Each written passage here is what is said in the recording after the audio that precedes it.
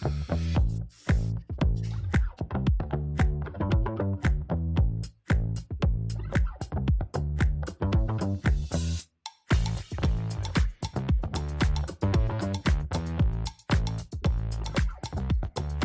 to Bustin' Boys, a podcast looking to refine their morning routine. I guess I hadn't updated that.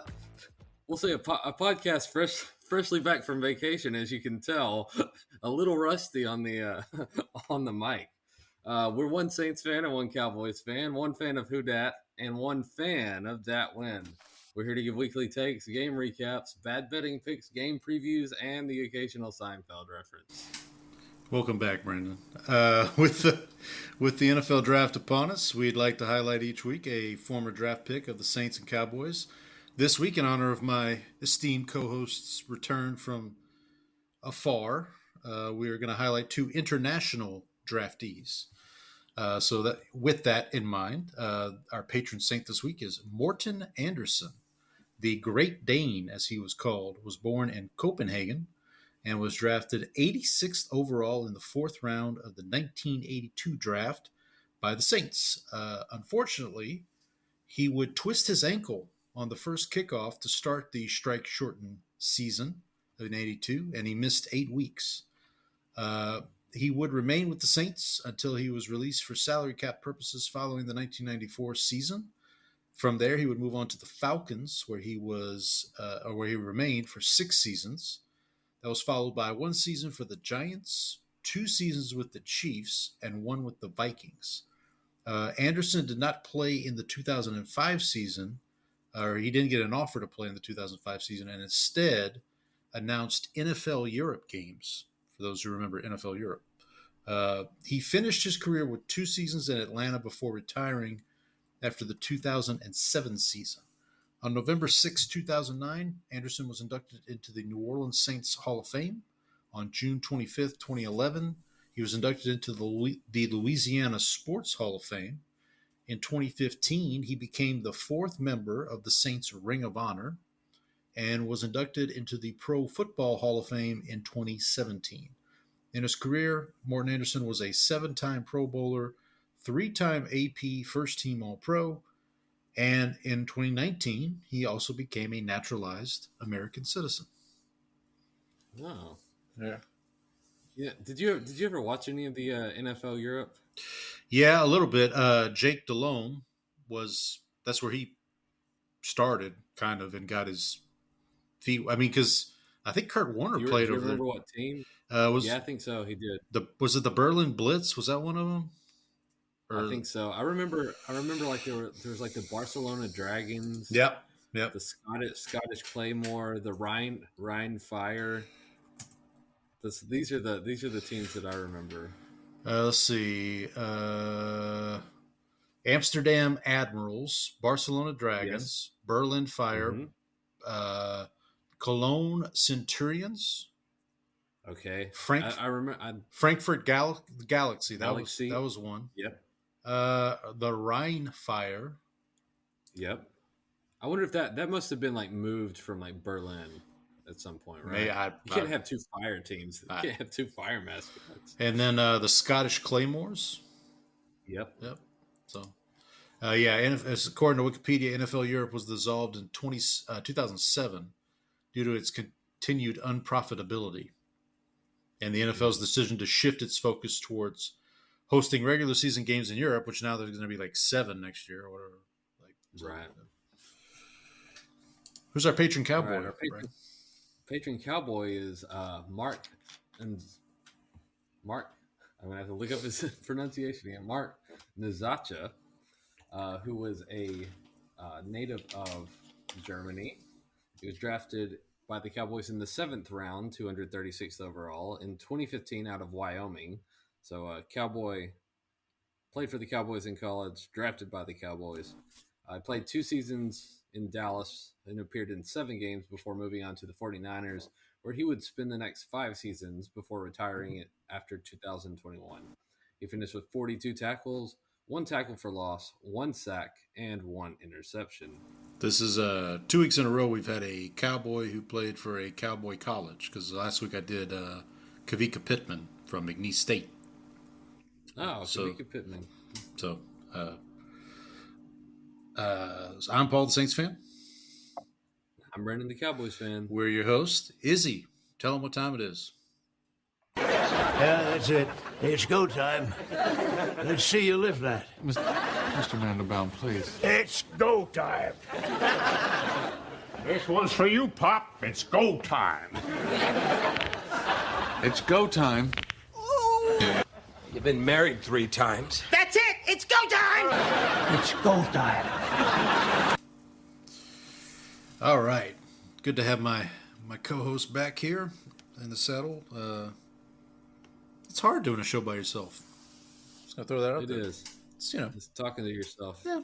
People might start to think you're crazy. Oh, well, I mean, people already thought that, but that's another story. If you'd like, well, we'll get into all the stuff. I'm sure Brandon will tell us about his adventures here in a minute. But before we get to that, let's do a little housekeeping. If you want to contact the show, email address has not changed. It's blessdemboys, BLESSDEMBOYZ @gmail.com. We're at bless_dem_boys on Twitter. I'm sad to say, Brandon, in your absence, I was not very active on Twitter. I need to get back to we need to find someone to request to follow us. Yeah, that's true. That's our I don't think Ben Solak got back to us yet, or Belichick, or LeBron. You can find myself. I'm active for my own account most days, but I'm at Paul Elliott, PAULELLIOTT _316. Brandon's at Ball from Grace. We're still on Blue Sky also. Haven't really been that active there either. But I think we did get a new follower though on Blue Sky. I forgot to note who that was, but whoever that was, thank you. If you're listening, thank you. You can check us out on Spotify and Apple. Please leave a rating and review. Like, share, subscribe, all that good stuff. Tell your friends, tell your enemies, tell random strangers on the street. Shout out to the bots. I think the bots are still with us. On again, off again. On again, off, yeah. On again, off again. All right, so before we get into some draft talk, some free agency talk, we here at Bless Them Boys do pride ourselves on discussing other things. But enough about fish. I can discuss other things, you know. All right, Brandon, what you been up to? Last, I mean, not to take back what George just said, but I did eat a lot of fish. Oh, there you go. There you go. So a lot of fried fish. So we visited Europe with my parents. My mom retired recently, and so she'd never been overseas, and so we took her, my dad, and then the 4 of us went along too. So we went to my parents started out in Dublin, and then they met us in London. We did Paris, Florence, Venice, and Amsterdam. My wife has family in Amsterdam. Okay. Traveled around. I sent you a picture. One of the things that I saw on the tube, as they call it in London, a man in GoreTex shoes, because it was very cold. I didn't see anybody in a GoreTex jacket, but it was very cold while we were in London, in the 40s and 30s, with a pretty windy. But someone had on GoreTex shoes, so it must have been scary cold. Must have been, yeah. Must have been. I did not see Bob Cobb while we were in Tuscany. So, the maestro. The maestro, who was not there. Oh, no. He wasn't there to give me any balms or advise me on the current real estate market. What about? I was gonna say no houses to rent in Tuscany. There were no houses to rent in Tuscany, so I do believe we ended up having to move on. I do believe last week's episode I mentioned that you were still on the hunt for real estate in Tuscany. So, yeah. But So, what else? Is anything else in Europe that was noteworthy? We did. Yeah, we did see we just saw the usual sights: Big Ben, Roethlisberger, the Louvre. Oh yeah. He was standing there. He was my oldest, like anytime she would see a clock after she saw Big Ben, and then anytime she saw a clock anywhere, it's like Big Ben. I was like, no, this is Not, it's not. not. That's not it. It's not every big clock. Um, but I did actually get up to some. I usually am the one lacking in things that I watched, but I did on the plane over there. I watched about half of Interstellar, Okay. which great movie. I didn't get to finish it because I needed to sleep. The which And on half? the way So you back, watched the first half? I watched Okay. the first half.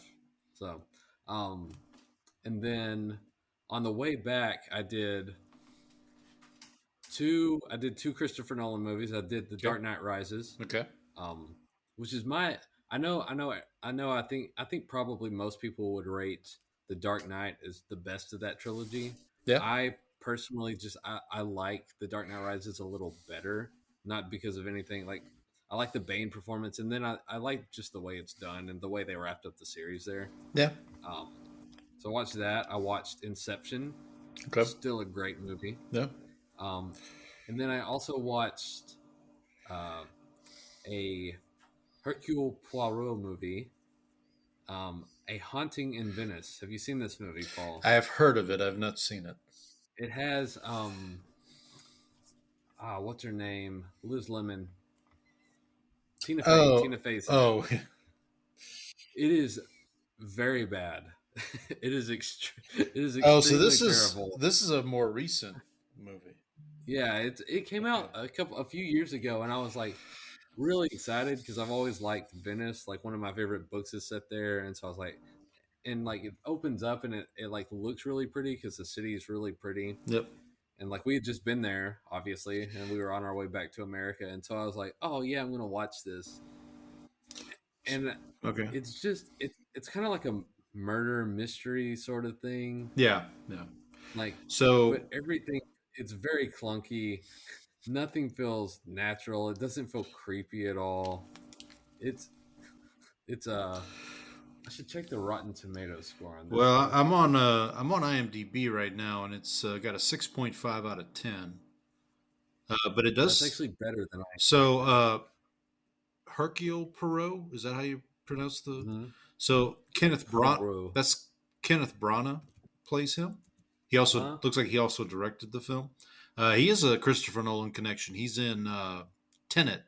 He plays Sator, the antagonist, as it were, of the movie. Michelle Yeoh is. I like Michelle Yeoh. She's in Everything Everywhere All at Once.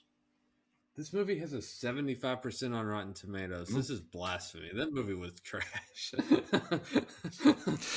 So Maybe I need to, So- I need you to watch this movie and This- give me your opinion. So 'cause this I feel is like this is your English patient, is what you're telling me. that's exactly it. All right. This movie was terrible. I don't understand how Was it got a there good rating. was there any sex in a tub? There was not. Okay. All right. There was a. There were no tubs. No tubs. All right. I'm looking to see who else is in I think this. Oh, Kelly Riley's in this movie from Yellowstone. Yeah, I don't understand how this got. I don't recognize. I mean, the only people I recognize are Kenneth Branagh, Michelle Yeoh, Tina Fey, Tina Jamie. Fey. I don't know who's Jamie Dorman. Do I know him from anything? He's the doorman. Oh, he's Christian Grey from 50 Shades of Grey. But in Haunting of Venice, he plays Dr. Leslie Ferreira. Oh yes, the doctor. Okay, so I will try to check it out. Doesn't look like it's available to stream, but maybe I can find it using my my VPN, as I mentioned last There week. you go. I talked about that last week. Also, by the way, another. I don't know if I mentioned this last week, but I'll mention it now. If you're looking for a way to watch movies, Canopy starts with a Knopy. If you have a library card, it's a free streaming service as long as you have a library card. So like for me, I get it through my Harris County Public Library card, and they usually have a pretty decent selection, honestly. Like I don't know if Haunting in Venice is in there, but they have I'll have to look into that. Yeah, as long as you have a Harris County. So there's Canopy, and then there's another one called Hoopla. But Hoopla, I think, is through the Houston Public Library. Okay, we do Harris County Yeah, Public so I Library don't. too. So if you have a Harris County Public Library, you have to use Canopy. You have to get a Houston Public Mhm. Library to get Hoopla. But yeah. Also another great source for movies, honestly, is YouTube. Like YouTube just has Oh yeah, free. you can usually find some Yeah. pretty bootleg. Well, no, not even that. I'm just talking like YouTube movies. They'll usually have like free with ads. You know, like Oh, you can watch like I think Dead Poet Society's on there right now, and La La Land. I want to say they've got some. oh gosh, don't worry, my wife has that one on DVD. Is that another? Is that So, another English patient one? she turned that movie. She turned that movie on, and 5 minutes into it, I said, "I'm not going to enjoy this," and I walked out of the room. I'm out. They were singing in traffic, and I said, "I'm not going to enjoy this." As soon as that movie started, there's some movies as soon as it starts, you're not going to be in for a good time, and that was one of them for me. So your line is singing in traffic. So Elaine's line is sex in a tub. Yours is singing in traffic. Okay, gotcha. Yeah, singing in traffic doesn't work either. Speaking of, I don't disagree. Yeah, I'm looking to see YouTube movies right now. You have Mrs. Doubtfire, classic movie there. You have Nacho Libre, One Flew Over the Cuckoo's Nest, which is I will say we did while we were in London. We saw Matilda the musical okay. live, and that actually was really like we really enjoyed that. Like that is one if like it came on tour, I would actually like take the kids to go see again. Did you run into Paddington by any chance, or was he in? We did actually. Oh, did you? We did see Paddington. We went to Paddington Station, and I have a picture with the kids in the statue, or one of them. One of them was non-compliant with taking pictures. I didn't know if he was in Peru this time of year. No, he was still waiting. I think he was still waiting to be picked up. I think he needed to refresh his marmalade supply. Okay, very good. Now I've been wanting to ask you about this. How much Severance have we watched? So I watched I think 2 episodes before we left, and then yesterday I started an episode, and then my youngest daughter came downstairs with a tummy ache, and then she started, throwing up. So I didn't get to finish that episode. I finished that one this morning. So we're 3 episodes in. Still a great show. Like I really enjoy it. Okay. But we also part of that was also because the Wheel of Time came back. Season 3 started, and so my wife and I, it came out like while we were gone, and so like the first 5 episodes are out now, and we just finished catching up yesterday. So we watched all 5 episodes Very so cool. far, and it's been really good. Like the season or episode 4 was probably like it had one of the scenes from the books. It's like one of the biggest, like big reveal, big backstory, and they did it really well. And so that was excellent. And then I checked out a little March Madness and some real quick on Wheel of Time. That's an Amazon show, obviously. Mm-hmm. I know there was some shakeup at Amazon over the last couple of weeks with they now own the James Bond IP, I guess. And I think they're working on that. But I thought I saw somewhere where one of the reasons they had a kind of a shift in management was the Rings of Power show, which I've talked about on the show. Kind of over budget, really didn't do what they thought it was going to do. I know they spent like $1 billion on that show. But it feels like Wheel of Time is kind of like a better quality with half the budget, I guess, or not half, but like less budget. You could tell in season 1 that they were not working with a very large budget, and like once season 1 I think went over pretty well, they they got a little bit of a bigger budget in season 2, and then season 2 and season 3 it's actually looked more. They've been able to do a lot more with the world building, because in the first season you can kind of tell it's like, oh, they're having to kind of make do with what they have. But I think that the fact that it was successful kind of allowed them to get a little. Amazon put a little bit more resources into it. So I mean, if you like Rings of Power, right? Yeah. I've been Wheel of Time has been on my radar. I've kind of I want to say my wife actually may have even watched a couple episodes, but it's on the list of things I would. Excuse me. I might check it out. But Yeah, I highly recommend. Apparently, I got to put Haunting in Venice on my list as well. But yeah, there you go. What about you, Paul? What'd you get up to? Well, you mentioned I cut you off when you said March Madness. Oh yeah. So I don't know if you heard, but your boy, first day of March Madness, I had a perfect bracket, 16-0. Oh yeah. And I was yeah? feeling pretty good, feeling pretty good. And what happened in? And then University of Memphis, they screwed me, Jerry. But so they lost, and that kind of opened the floodgates. Although I think I mentioned this last week, in the opening 64, the round of 64, in that round, I want to say I was like 27-5. It's been a chalky bracket, right? But like, and of the ones I lost, I only had like 2 of those 5 that would have advanced further. Like I had advancing further. So I was I was feeling pretty good. And then it just, like, the final nail in the coffin for me was, so I had Florida and Duke. So I got that right in the Final Four. Yeah, I've got those 2. But then my other 2 were Michigan State and Tennessee. So they at least got to the Elite 8, but then they lost to Auburn. I had Tennessee, but I had Auburn over Michigan State. Michigan State. So the real who do you have winning it? Florida. I have Florida versus Duke in the final, and I got Florida. Okay, I think that's who I've got, and I took Duke. But the real problem was when it really started going downhill was I picked Michigan to beat Auburn. And then once that didn't happen, it was like, okay, well, that's because I kind of that side of the bracket, I kind of went more with like, well, wouldn't it be cool if it was like Michigan State in the Elite 8, or so. But oh well, first time since 2008 that all the 1 seeds have made the final or make the Final Four. So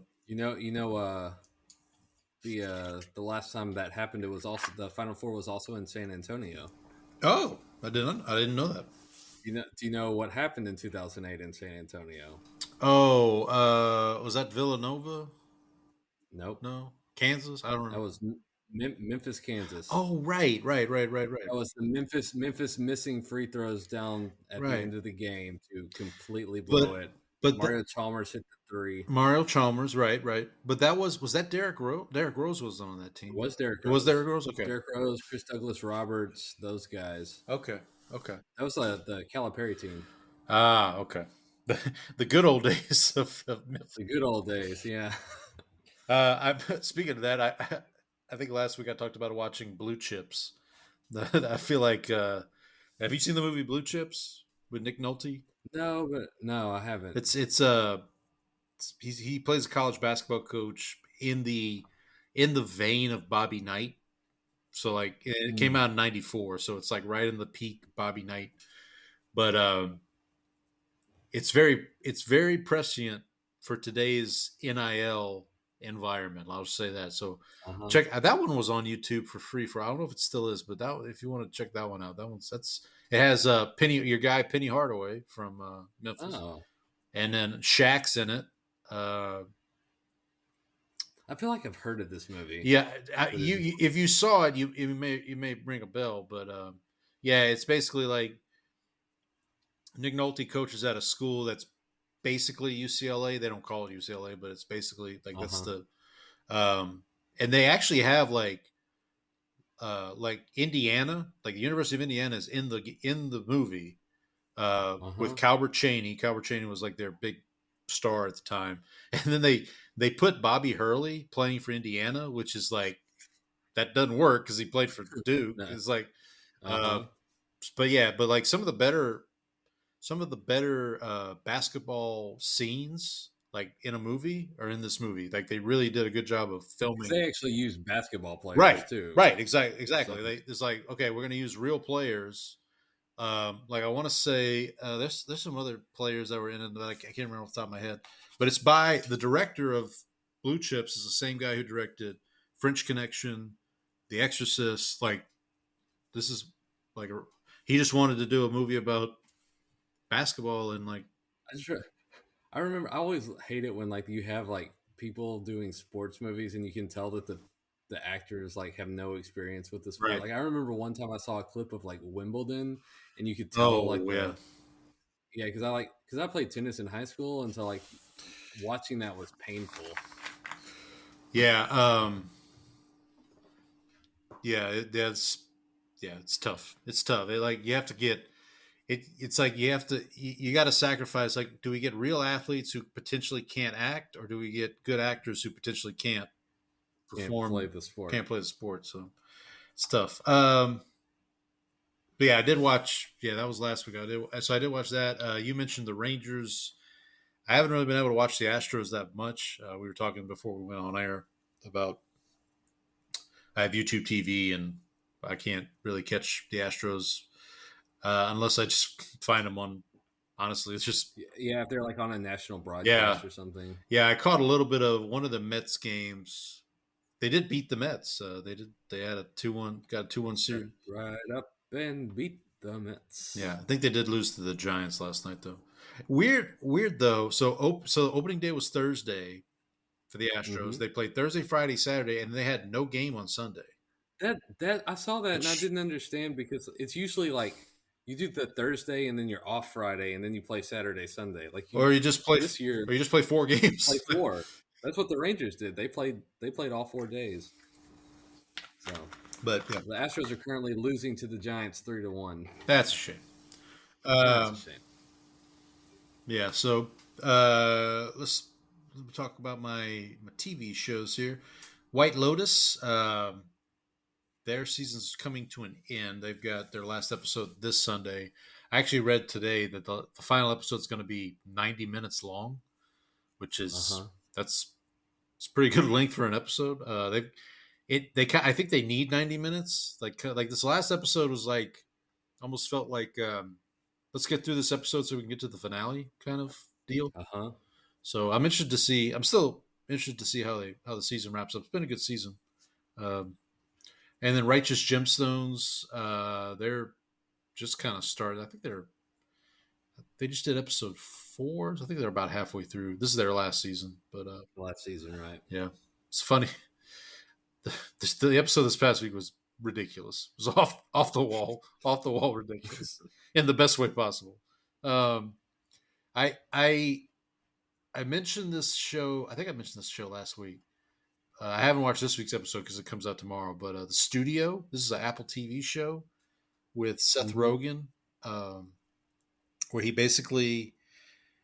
becomes the head of a studio, and basically it's just like him having to deal with,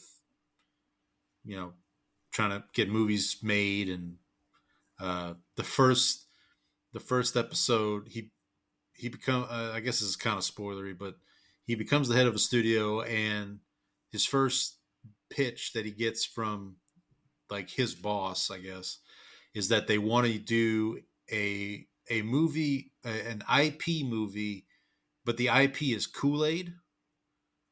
So they want to make like a Kool-Aid movie.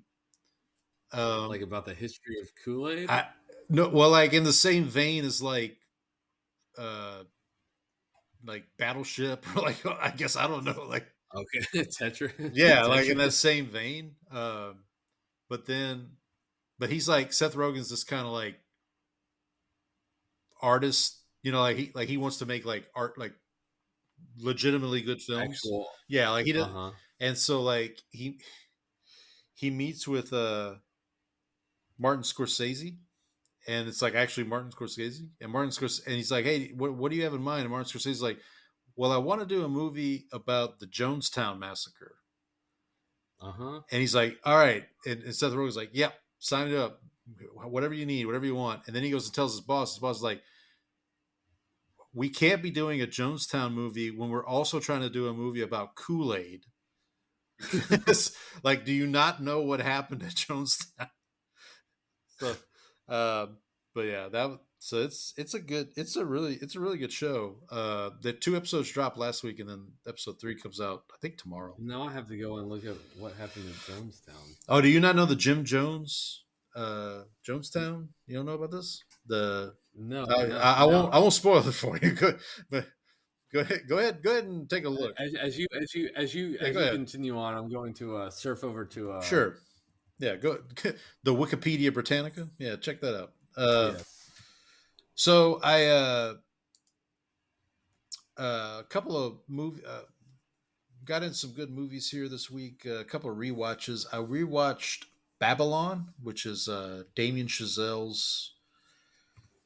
It's set. It came out in 2022, but it's set in like the 1930, where I guess the 20s, 30s in Hollywood. So right around the time that they were going to Talking Pictures. Stars Margot Robbie, Brad Pitt. It's really a off the wall, insane movie. Margot Robbie's wonderful in it. Brad Pitt's good, but Brad Pitt's good in everything. Okay. Yep. Yes, I remember. I did know this. It's just like for some reason The Jonestown thing. Yeah, Okay. Drinking the Kool-Aid. Yeah. Okay. But yeah, but yeah, Babylon is a really it's a good movie. It's not for kids. Don't watch it around your kids. Whatever you do, don't do that. Also watched Good Will Hunting. Rewatched that. This is probably my favorite Robin Williams performance. Like, I was just feeling sentimental for Robin Williams, and like I just missed him because like he was one of my favorite actors, and I was really sad when he passed. It took me a long time to actually see that movie, and I finally, like, just a few years ago, watched it with my wife, and I remember being like, I think I built it. It's one of those movies where I built it up so much in my head that it ended up being a little, like, I was a little disappointed, but I think that was because of the expectations I went in with. And so, like, Robin Williams was great in there, but I think I was just like, the story I was confused about, and it was like, yeah, I was like, it was one of those, like, it's been built up so much that like there was only one way for it to go. I could see that, like, but for me, like, any scene that he's in, Robin Williams is in, he won the Oscar for the role, and it was well deserved. This was Matt Damon and Ben Affleck's like first big movie that they wrote. Mm-hmm. Damon had been in a movie called The Rainmaker the year before. Well, had he been on Rounders by this point? I don't know, I think Rounders was the next year. But anyway, but like this was kind of like Damon's breakout performance, and Affleck too, and then Casey Affleck's in the movie as well. He plays one of the, and then also in the movie is Cole Hauser, who is he's one of the main characters on Yellowstone now. But he is very young in this film. Also saw On the Waterfront. This is an older film. This is from 1954, I believe. This is Marlon Brando, Carl Malden. Basically, Brando plays a dock worker who he's kind of a heavy for this character played by Lee J. Cobb, who's kind of So basically, the way this, like back in those days, if you had to show up to the docks and if they had work for you, you'd work. If not, you wouldn't work. And what they would do is, like, if you rub somebody the wrong way, then they wouldn't give you work. And people knew that. And then there was a lot of corruption, and Brando is kind of fighting against this corruption in the movie. Carl Malden plays a priest who's also trying to fight against the corruption. It's a really good film. I think it's on the AFI Top 100. I believe it is. but it's probably one of the better performances of Brando of that time period. So I would recommend. Also has a great score by we talked about the maestro Leonard Bernstein, the who I believe everybody did call him maestro. I was in a bar once and somebody said saw him. So that's a fact. So that's a fact. Hey, maestro. All right, and then a couple of first time watches. Have you seen the movie Game Night with Jason Bateman? I've heard of it. Rachel McAdams. It's a I fun. love Jason Bateman. It's a fun time. It's a fun time. Yeah. Did you ever see? I want to say it was called Bad Words with Jason Bateman. No, well, where he's like, he there's a loophole where he has an extra year of eligibility for the spelling bee, and so he as an adult, and so he like goes back and like is wrecking these kids on like the spelling bee and like cursing at them. Oh yeah, everything. Here it is right here. Bad Words. He plays Guy Trilby. It's really good. Allison. That's another one to add to the. Ooh, list. Catherine Hahn's in this movie. I like Catherine Hahn. Oh, you know who else is in this movie? Philip Baker Hall, Bookman. Oh, Bookman. Yeah. I'm gonna have to check. This is on Netflix. It looks like. Spelling Bee loser sets out to exact revenge by finding a loophole and attempting to win as an adult. Okay, sign me up. It's really good. It's really funny. Somehow this has a worse Rotten Tomatoes score than Haunting in Venice, though. Okay, all right. I want to watch both of them. I'll report back next week. Yes, please compare. But Rachel McAdams, going back to Game Night, Rachel McAdams also in it. I was also pleased. Jesse Plemons. Do you know who Jesse Plemons is? That name sounds familiar. That's a Breaking Bad. He was like one of the antagonists in the last season of Breaking Bad. He held Aaron Paul's character hostage. He held it. Yeah. Okay. Yeah, I know who you're talking about. But he's wonderful in everything, and like the energy that he usually brings to because I haven't seen him in a lot of comedies, and this is a comedy, and it was really fun to see him in a role like this. But basically, this is like it's kind of what it sounds like. Game. So like these people get together and they have these game nights, and Jason Bateman's older brother Kyle Chandler, played by Kyle Chandler of Friday Night Lights fame,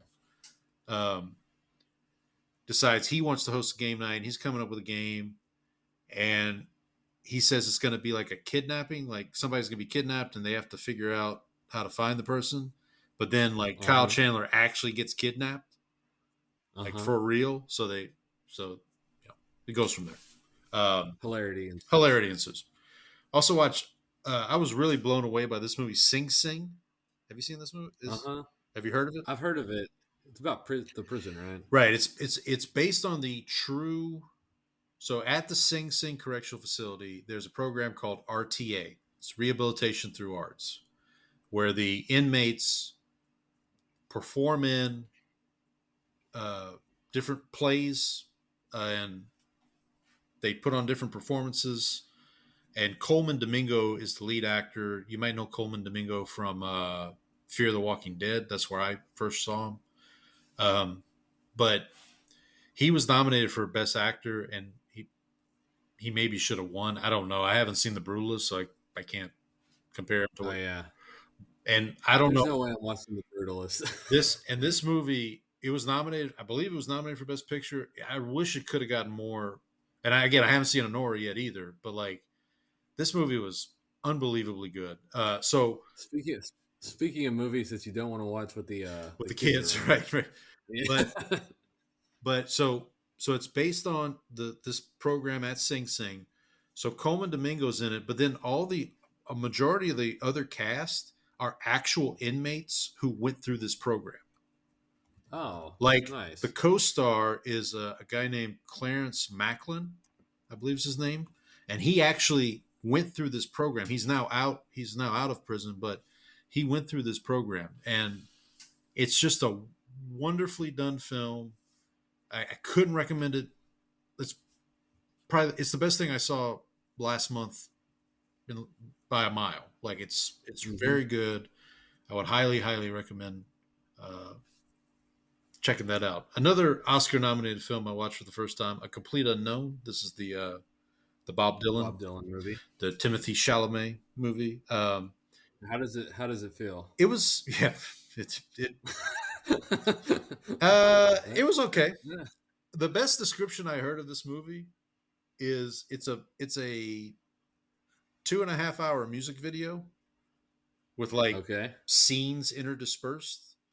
Like the best I can say about any music biopic is if I watch it and then I want to listen to the subject's music, that's a good thing. And that's kind of where I was after this with Bob Dylan. Chalamet's performance is fantastic. It's a little bit, it's not great. It's not great. Like the rest of it's not great, but it, kind of holds together. Edward Norton's pretty good. He plays, who's the singer he plays? Why can I not remember his name? It's gonna bug me. Don McLean? No, not Don McLean. Do you know who Don McLean is? Yeah, American Pie. Yeah. Okay. Yeah, bye, Mr. American Pie. Give me a second. Complete Unknown. Edward Norton plays Pete Seeger, who is like, he was like Bob Dylan's mentor, kind of. And then, yeah, it's like I said, it's good. I think it's worth the watch. It's on Hulu right now. It is, like I said, it is a little long. It's a little less than 2.5 hours, but it kind of I do have Hulu. Yeah, so it does go through his time period. This is like when he was writing for those Dylan fanatics out there. He was, I recognized some, like, obviously, A Complete Unknown is a lyric from like a Rolling Stone. So that's kind of where it kind of ends at the Newport Festival where he goes electric and everybody gets pissed off at him for going electric. So How does it feel? Yeah. So, but no, Chalamet was fantastic.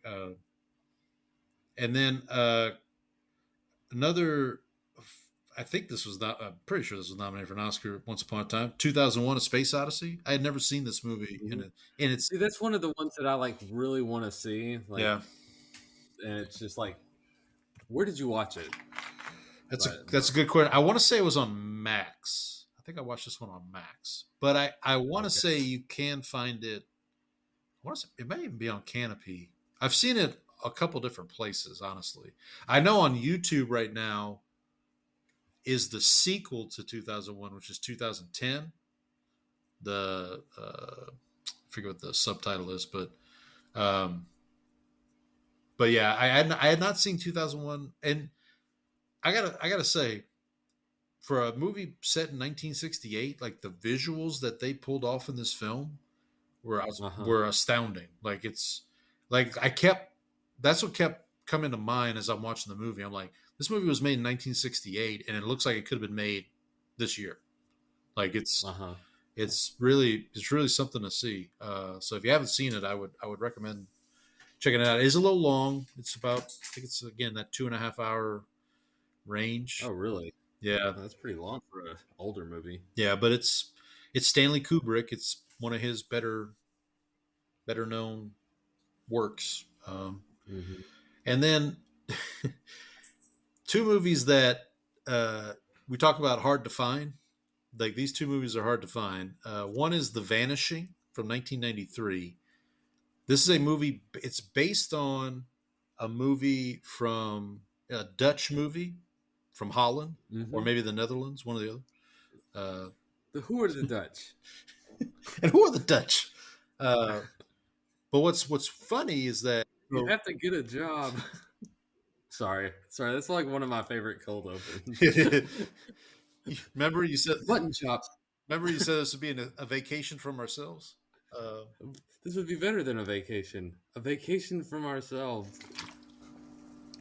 That's the butter shave, right? That's the intro to the butter shave season. But so the original movie was made in 1988 in Holland, the Netherlands, whatever.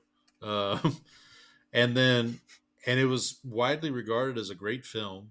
And then in 1993, the same director Okay, so the same guy who directed the Dutch film did a remake in America with Jeff Bridges. Sorry, Jeff Bridges and Very, very different. yes, very different. Jeff Bridges and Kiefer Sutherland. So Mhm. so Kiefer Sutherland and Sandra Bullock are a couple. They're on this trip in the Pacific Northwest. Sandra Bullock gets abducted, and uh, you know, can't find him. So like time passes. Kiefer Sutherland moves on. He starts seeing Nancy Travis, who's like a waitress in the area. Well, Kiefer Sutherland's like devastated because he can't find Sandra Bullock, obviously. But then he starts seeing Nancy Travis. He kind of starts to get over it, but then he's still obsessed with trying to find Sandra Bullock 3 years later. So it's kind of that. And then Jeff Bridges plays the abductor, as it were. Oh. So you kind of see it from both. It was again, it's not the greatest, but it was. But basically the way I had to find this film was I had to basically Google The Vanishing 1993 full movie, and I found a link, and I didn't get a virus on my computer from it. So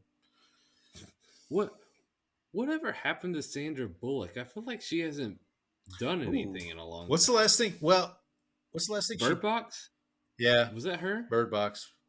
I was gonna say Blindside, but that was a little farther back. well, and then there was like the controversy with Sandra Bullock didn't have anything to do with that, but like I know Michael Orr was like Yeah. suing the family or something, but Right. no, Sandra Bullock, I think she's still out there doing stuff. Let's see. What's the last thing she was in? Bird Box is probably it. 2018. She's been in two things since then. She's been in something called The Lost City. Oh yeah, I remember this. She's a producer. No, she's in it. This is with Channing. Oh, these are producers. This is with Channing Tatum, right? Lost Yeah. City. Oh, she was in Bullet Train. Bullet Train. But she's not in Bullet Train very long. She kind of comes in. She's not in there for a long time. Yeah, she hasn't really done very much since 2018. She's done three things in the 7 years since then. She does have, it looks like in production, Practical Magic 2. If you remember Practical Magic from like the early 90s. Her and I believe Nicole Kidman's in that film as well. Let's see here. Yep. Her and Nicole Kidman. Actually, I want to say we fell asleep watching something one night on Prime Video, and you know how Prime Video will just keep playing. Uh-huh. And so, like, woke up middle of the night, and I want to say it was Practical Magic was on. I was like, what is this movie with Sandra Bullock? And but yeah, so The Vanishing. I mean, yeah, if you could find it, check it out. I kind of want to check out the original. The original is on Criterion Channel, I believe, because it's one of these. I don't want to say artsy fartsy, but it's one of these more celebrated. The original, that is a little more celebrated than the U.S. remake. And then I also watched another one that was hard to find, Pump Up the Volume. This is a Christian Slater movie from 1990. He plays a high school kid who at night hosts a radio, like a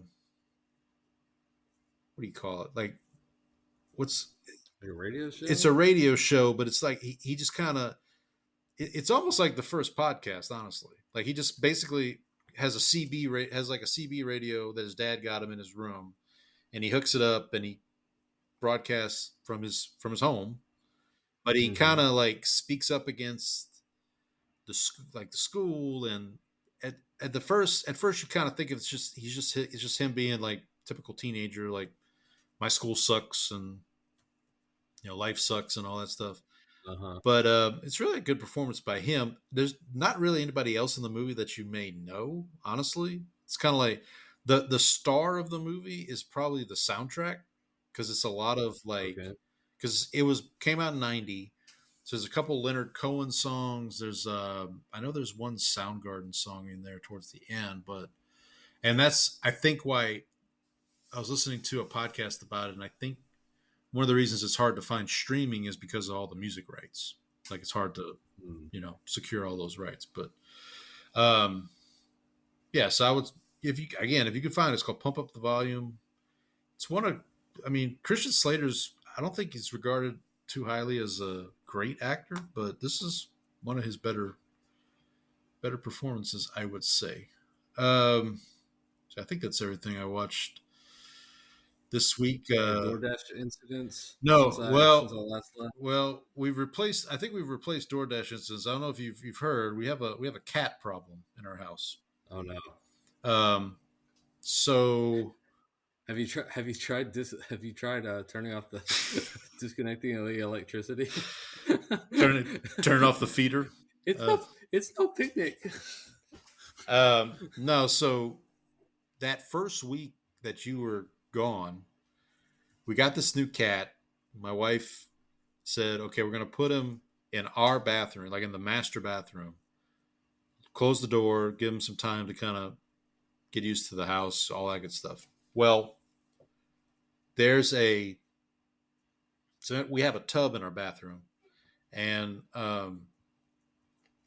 there is under the tub, there is a hole for the pipe to go through, and the cat found his way into that hole.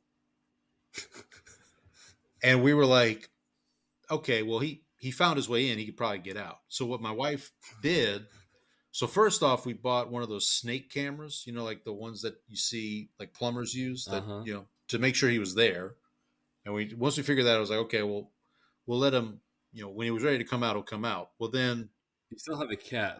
Let me just you brass do tacks still have a cat. Yeah. No. I've been giving updates the last couple of weeks. He's fine. The cat is fine. The cat is, but so that first week I recorded the show, and then my wife took one of our Ring cameras from outside and put it in the bathroom so we could keep an eye on the cat. And I record the show. I get upstairs. It's like 11 o'clock at night, right? I'm watching YouTube, whatever, trying to decompress. And then I'm literally putting my head on the pillow to go to sleep. And my wife's like, I don't think the cat can get out of the hole. And I'm like, what? So long story short, I'm up to like 2:30 in the morning trying to increase the size of this hole for this cat to get out. But yes, the cat is fine. He can get out. We have the camera still, but every time we try to like we'll see, like we'll get an alert. This is like, oh, motion at the camera or whatever. And we'll see him come out. But then like we try to step towards the bathroom to block the hole so he can't go back in, and he hears us and he goes right back in the hole. So, but no, he comes out, we feed him, we make sure he's got food. He's fine. We may have. How old is this cat? That's a great question. I think he's less than a year. He's maybe right at a year old. As a kitten. Yeah. So the person we got this cat from, we also got another cat from a few months back, and that first cat is wonderful, and he's become a welcome member, a welcome addition to the family, and we're just trying. And this guy's, but the funny thing about this cat, the one that's hiding, one of the first times we put the camera, my wife sent me the video, and the cat like poked his head out, looked straight at the camera. And I told my wife he looked like Jim from The Office when Jim would like when he liked to look at the he would look straight at the camera. And so my wife was like, "Oh, can we call him Jim?" I'm like, "Okay." And she goes, "Oh no, we should Halpert." Well, no, she said so. We landed on Dwight. We're going to call him Dwight because he has kind of a shrew like he has kind of a shrew like look to him. But again, he's fine. We're still. I mean, we'd like to interact with him, but it is what it is. And then of course the lady. So we call the lady who we got him from. Like a week after, like a couple days into this, we call her and tell her what happened. He goes, "Oh yeah, he does like to hide." We're like, "Okay, that would have been good information to know." Yeah, but I remember there was a comedian, and that I listened to one time, and he talked about his his wife like went out and bought a cat, Yeah. and he's like, what are you doing paying money for cats? You just drive down the street and drive down the street in this city, you'll find one. And he's like, I could get you a cat in 5 minutes if you need one. What do you need a cat? What are we paying for a cat for? That sounds like Bill Burr. It sounds like something Bill Burr would say. Yeah, but so that's So we've kind of replaced the last couple of weeks. We've replaced the DoorDash incidents with Cat incident, cat alert, or cat gate, or whatever you want to call it. But no, Dwight's fine. In fact, my wife. So you know how on Ring you can name your camera? You can say like front door, backyard, side gate, whatever. She renamed this camera to Dwight the cat. So like I get an alert that says Dwight Cam. Yeah, Dwight. Yeah, there you go, Dwight Cam. All right. Any other nonsense we want to talk about before we? I think we can get to the football now. Okay. Well, with my team, it's been nothing but nonsense for a little while, but that's another story for another day. I guess I'll start. They did not trade. Contrary to not so popular belief. Yeah, I get it. Derek Carr has not been traded to the Steelers. Let me tell you something. So like when you sent me this, so you sent me a text today and said, "Well, I guess we'll have Saints news to talk about." I got excited because I was like, because I hadn't seen anything, and then I go to Twitter and I'm like, I'm not seeing anything, and I said, so I sent you one back. I'm like, what did you see? And then you text me as soon as I like opened Twitter to actually look, I was like, oh, no one else is talking about this. It must be fake. Because all I saw was like the notification. It was one of the, how like you have alerts turned on for certain accounts. Yeah. And you get those. But sometimes Twitter just decides that like, oh, this is a popular tweet. We're going to give you a random alert for it. Right. It was that. And so like I never looked at who it was from or anything. And so I was just like, oh, interesting. And then when I like actually went to check, I didn't bother to check it before I sent you anything. I was just like, okay, you gotta whatever. You gotta check your sources, man. You gotta check your. I do. Yeah, I got Sinteled. Yeah, but our new coach, Kellen Moore, spoke at the owners meetings are going on right now. We'll talk about the rule changes and all that here in a little bit. But Kellen Moore spoke today. I texted you. I said it's just nice to have a semi-sounding intelligent coach, and that's an improvement. It's an improvement for sure. The thing with him, with Moore, I don't know. I feel like he is very intelligent, or I'm still like, I don't know. I'm still trying to figure out if he's like the smartest guy in the room, or he thinks he's the smartest guy in the room. You know what I mean? Like.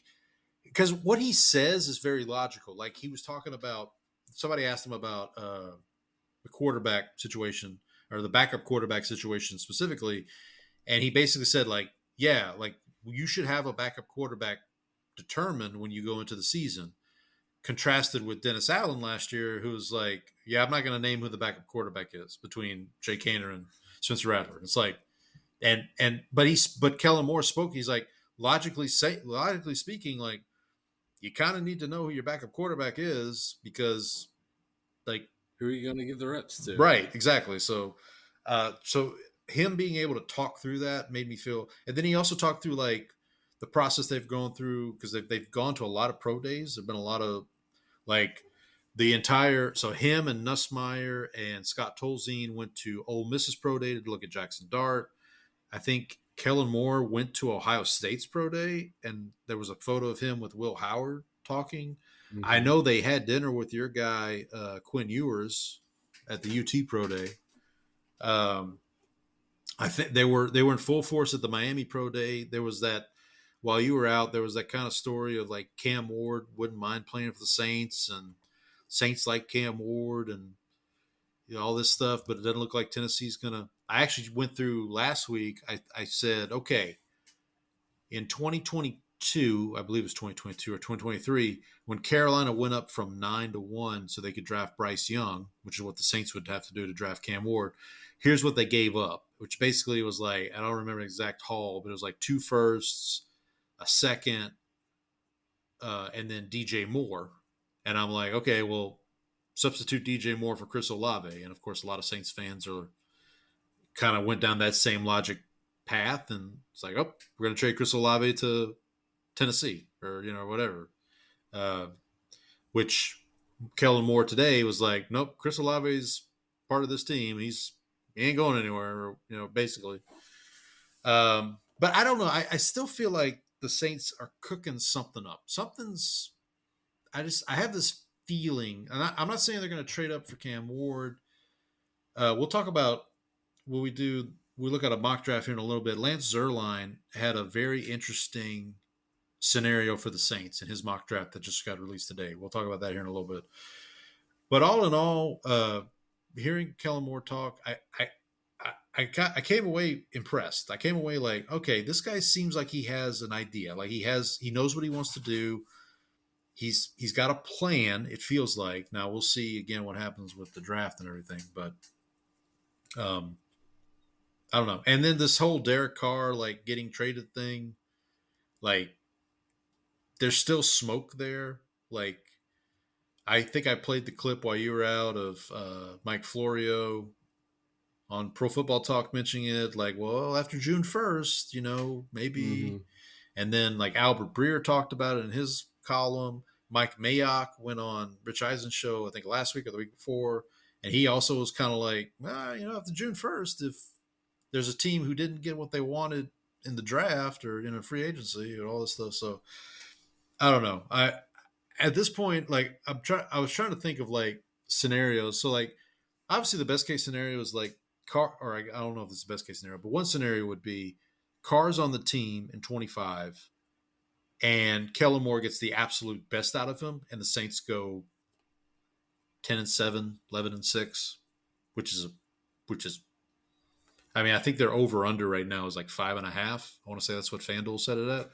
So like, so obviously that would be, shooting for the moon. I feel like I would take the over on that just based on the fact that 5.5. Yeah. Oh no, I'd pound the under. I don't. Really? I mean, I don't feel. I mean, I don't know. Well, maybe I'm. Your division sucks. True, you're not wrong, but I want to say, and actually, we could maybe we don't have to do it this week, but maybe next week we can look at. But who do they play? The AFC East and the NFC. I want to say they play the NFC North. No, the NFC West. So we play all this year again, though, don't we? No, we play the Saints. Saints are playing the Giants. Yeah, we're playing the Giants. We don't play the. Okay. You guys are. For some reason, I thought there was a. No, maybe the preseason. I mean, preseason we don't know yet, but yeah. Give me a sec here. Let me pull up. So the Saints this year. Excuse me. Saints play. Yeah, we're playing the AFC East. So Buffalo. We're at Buffalo. We're at Miami. We host the Jets and we host the Patriots. We host the Giants, and then we play at Seattle, at the Rams, and then we go and we host Arizona and San Francisco, and then our extra game is at Tennessee. Okay, and then we obviously maybe I think I think this was at some point during the season we were talking about. Oh yeah, if we had finished if we finished in the same spot. I think that's what I'm thinking of. Now you guys, the Cowboys, you guys play the AFC West. Good luck. You host the Chiefs and the Chargers. You go to Denver. You go to Vegas. Your extra game is at the Jets, so that's not too terrible, I guess. And then you play the NFC North. You go to Chicago. You host Green Bay. You host Minnesota, and you go to Detroit. Yeah, that's a tough. Slate. Yeah, I mean, I was listening to Bill Simmons because they were doing over-unders on win totals, and like they were kind of going as they went through each division. They're like, well, here's who each division's playing, and NFC East drew a tough slate, having the NFC North and the AFC West. So, what's our win total, like 7.5? I want to say that's what y'all's was. I'd have to look it up, but the reason I didn't suggest we do it this week is because Rebet doesn't have them yet. They don't have win totals up yet, or at least I don't think they didn't. They didn't have them the other day. I can check again, but yeah. So just to put a wrap on the Saints again, we'll talk more about them. I still have this feeling like there's something. Another thing that happened, Joel Thomas, who's the running back coach, went to Boise's pro day and met with Ashton Genty. And apparently Ashton Genty wouldn't mind playing for the Saints. So how would you feel about that pick? I wouldn't hate it. I would. So there are a number of picks where I would like it more if they would trade back. Yeah. And pick. So like get the player. It's like Will Campbell, for example. I'll just use him as an example. If Will Campbell's there at 9, but you can trade back to say, which honestly, whoever's trading up would probably be trading up for Will Campbell at that point. But that's right. But like if you could draft like say or like your guy Jahdae Barron, like I've seen, I would love Jahdae Barron on the Saints, but I would love him more if we could trade back to like 12 or 13 and get him. And Jahdae Barron at 9 is a little rich. Yeah, because he's not the question on him is can he play outside? Because if he can't play outside, then he's basically Alontae Taylor, which we already have. So like, but like there's very few players that if they stuck and stayed at 9, like obviously like if Cam Ward fell to 9, obviously you pick him. Travis Hunter, you pick him. Mason Graham, I think the Mason. I don't think they're going to go Mason Graham route because they brought back a lot of defensive tackles. They signed a guy from the Rams, Jonah Williams, who plays like kind of that 3 technique inside. So I don't think they're going to go. They might go defensive tackle. I just don't think they're going to go first round. The other guy who I've seen is Jahad Campbell. I think that's who Zerline has him, who's the linebacker from Alabama. That's definitely one where, like, look, he looks good, but, like, not at 9. Like, can we move back to 14, 15? You could probably move back to 14, 15 and still get him. I don't know. But we'll talk about that more. What about your Cowboys? You got anything on them you want to talk about? It's been pretty quiet lately. It's more just a bunch of rumors of will they get Parsons signed? Will they trade Parsons?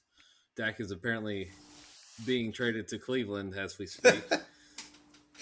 Look, man, shout out to that guy because he said that with some conviction, man. He was like, "Listen, I've got my sources," and it's like maybe it's the same homeless guy that told Jimmy Haslam to draft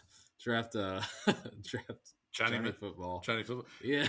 So here's what you're telling me. So the Cleveland Browns, who currently own the worst contract in the NFL in Deshaun Watson, are going to trade for the biggest. I believe Dak has like the biggest cap hit of any quarterback this season. I think it's pretty high, right? Yeah, but I think they cut it down, so I don't know if it still is. But still, like you're telling me that they're going to take on Dak's contract on top of the albatross. And the thing is, with the way that the cap works, with like when you trade a player like on that contract, because what would happen to the Cowboys cap? Like it's not economically feasible for them. Like there's no thought given to that at all. And it's just like, hey, I heard this. It's definitely happening. And then like so what do you so if you're Cleveland, you're trading the number 2 pick for no offense, you're trading your number 2 pick for Dak? Like now what one thing that this guy mentioned is obviously the Myles Garrett. I don't know if we've talked about the Myles Garrett extension, but I think I talked about it, but you were out at that point. So Myles Garrett during the Super Bowl was like, "Yep, I want to be traded. It's not about money." And then $40 million a year later, turns out. I guess it was about. Might have been about money, but the thought is, obviously they had to sell Myles Garrett on something outside of $40 million a year.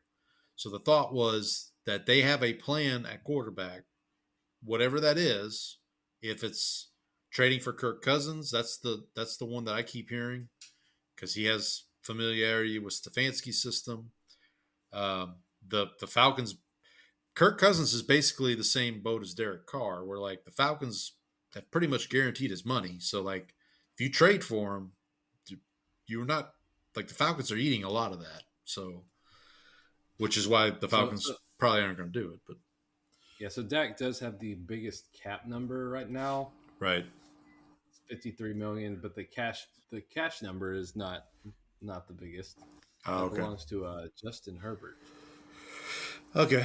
But it's been pretty quiet. I think the only thing that I've heard like recently is they kind of they talked to Schottenheimer recently about kind of like their draft plans, and he talked about the need to add like speed to the room, which I think, and we'll get to it in a little bit. But some of the mock drafts that I've seen lately have been leaning more toward a particular player. Recently, they're kind of starting to. I think I know who you're talking about. Early on, it was Genty everywhere. And now it's starting to. They're starting to kind of skew toward a different direction. Yep. Yep. Yeah. I also should mention that one of our favorite patrons, Saint Cowboys, is now a Saint again. Brandon Cooks. Oh, that's right. He's back in New Orleans. Back where it started. Back in the Big Easy. Back where it started. Yeah. Kellen Moore talked about him today in his presser.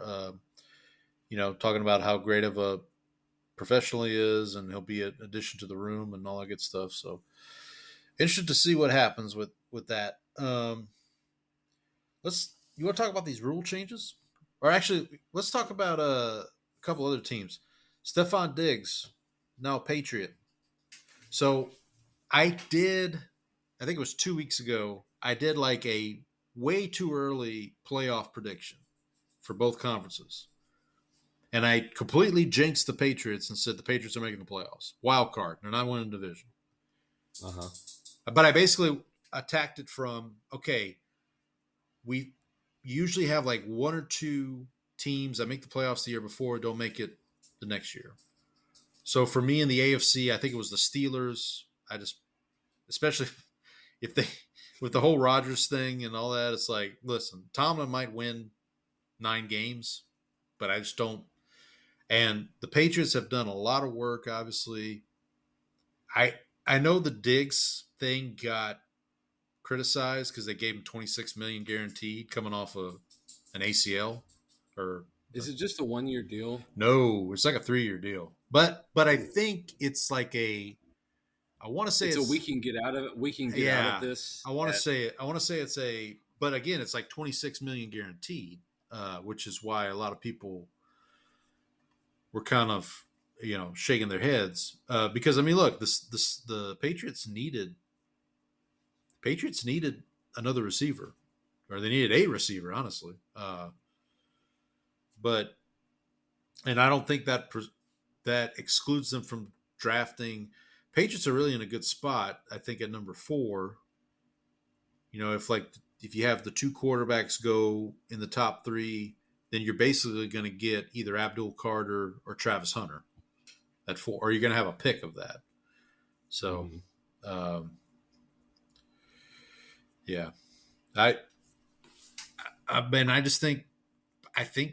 mean, maybe I'm putting too much faith in Mike Vrabel and Josh McDaniels, but I just feel like they're going to be a solid team, Yeah, as long as May continues to progress, because like you saw like they had 1 year where Mac Jones looked like he could actually be a competent quarterback, and then everything went. I think May is definitely better than Mac Jones. Don't think that's much of a hot take, but it's just funny because like since Randy Moss, like the best receivers that the Patriots have been like Wes Welker and Julian Edelman, and like. They haven't really had it, and so this was the guy they went out and got. It's like they haven't really invested at the position, which is it's something. I mean, like with McDaniels back as the OC, obviously, I think that's going to be a benefit for Drake May for sure. Because you talked about Mac Jones, the one season Mac Jones had that was good. Who was his OC? It was Josh McDaniels, right? Right. So I mean, and by the way, Mac Jones now in San Francisco, backing up Brock Purdy. So I'm trying to think of some other teams. I mean, your your favorite, right? The Giants actually like if Yeah, they've had a pretty good offseason. Well, their quarterback room is hilarious, but I mean, like I talked about this last week. Russell Wilson, Jameis Winston, and Tommy DeVito. Sign me up. Like that's I want this is the season they should have had Hard Knocks there. Oh, yeah. Well, the Giants are like, we are absolutely not doing Hard Knocks after that debacle last year. That debacle. But you're right. This is the one. Like to have Russell Wilson and Jameis Winston, and then they still could draft Shador. Like I saw, Jameis, the Bible says, "Thou shalt not steal." And Russell's over here like giving him lectures about not putting crab legs down his pants.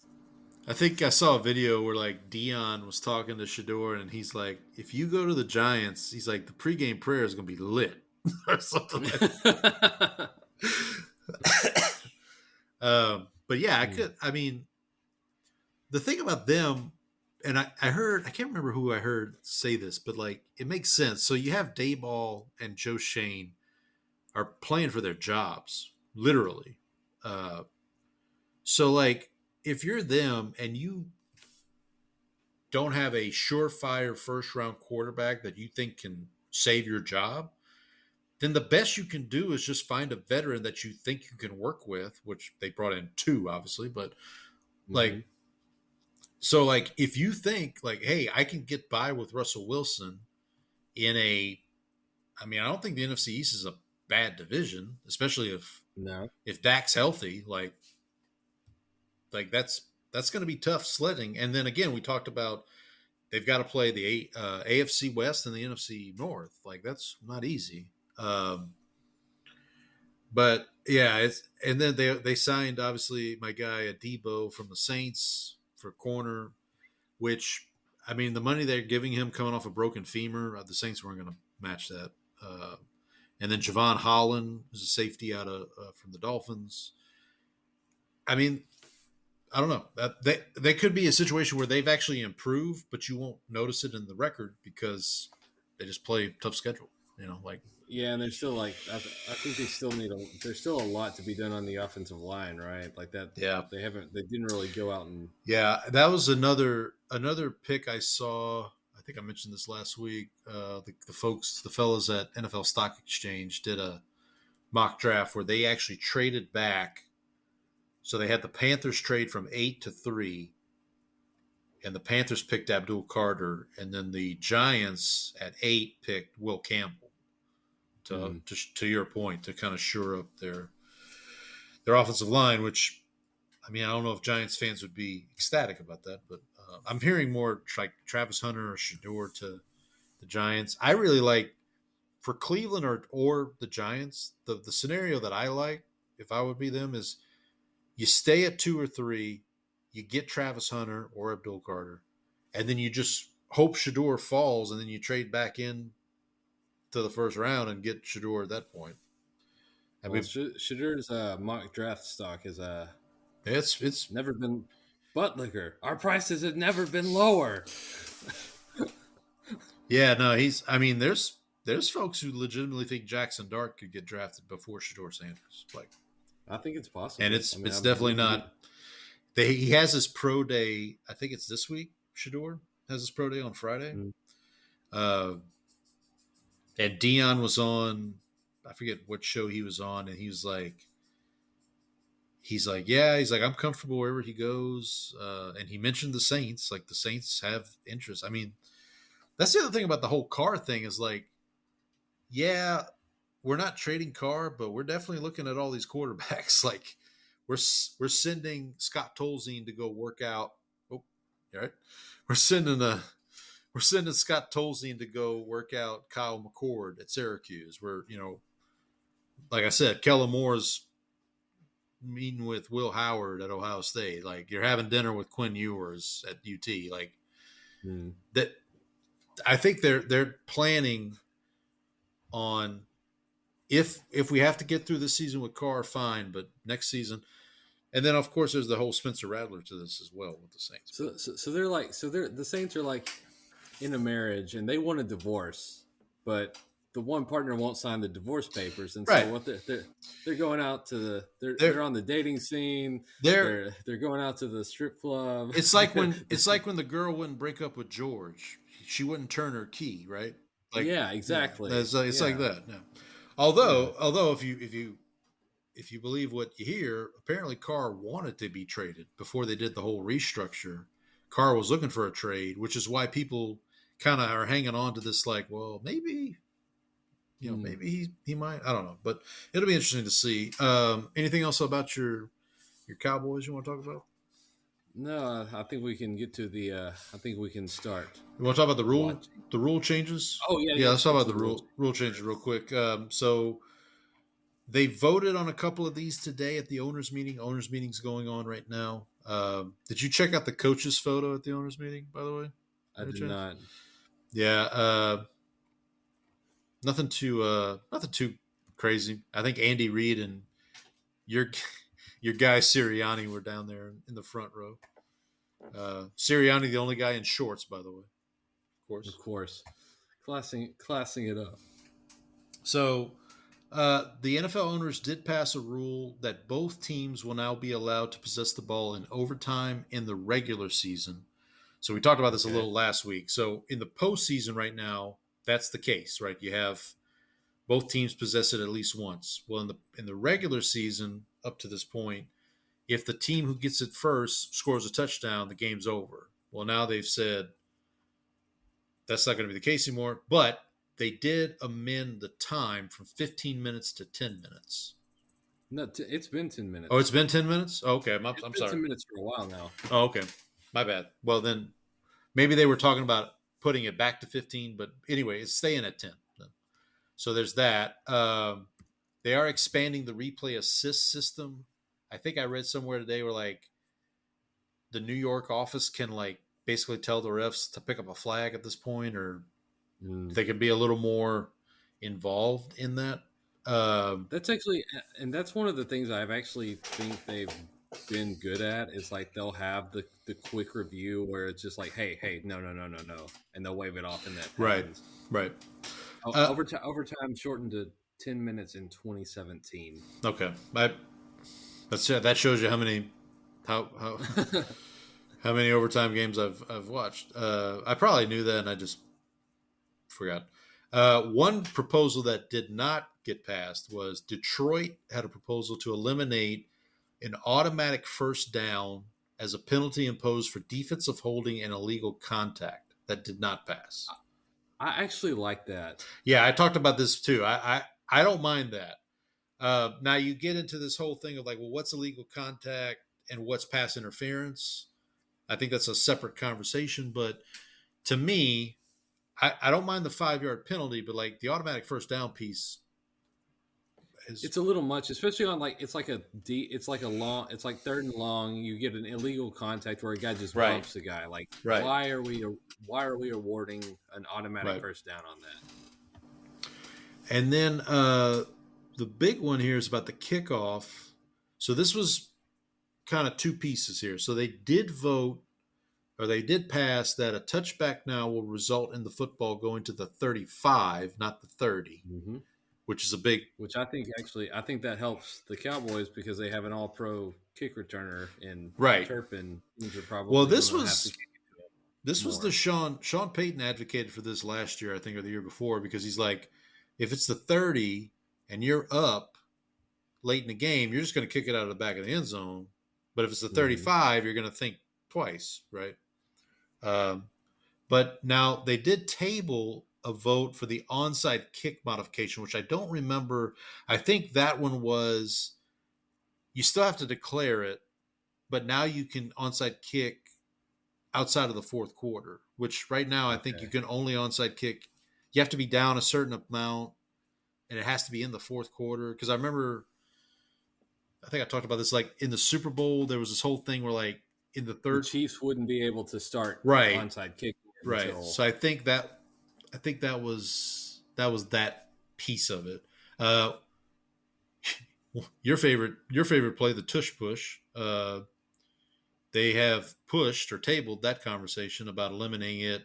Kellen Moore, for what it's worth, he was asked about it because obviously he was in Philadelphia last year, and he's like, "Look, there's no data about safety." He's like, because Sirianni basically was like, "Well, all my former coaches better not vote against it because I'm gonna be pissed," And Kellen Moore was like, "Yeah, whatever, I got him." I mean, the biggest advocates right now, it seemed like against it are, the Packers are the ones that brought it up. But then I think I saw Tomlin was against it, and he kind of looked at it more like a proactive thing. Like, yeah, there's no data against it from an injuries perspective now. Yeah, how long are we gonna? How long do you need to have the right, data? Right. So, well, and then my stance against it is like we don't allow pushing from like other aspects of the game, like right, and I'm also against the like when a running back or a ball carrier is stood up and you have guys come in to push the pile. I would get rid of that too, like just because then it just becomes more like a rugby scrum. Yep. Well, remind me, because I remember in college football, this is going back 20 years now, but yeah, I want to say it was the 2005 season, the USC Notre Dame game. There was a play at the end of that game where Matt Leinart did a quarterback sneak. Reggie Bush. No. Reggie Bush pushed. It's the Bush push, yeah. The Bush tush push. Yeah, exactly.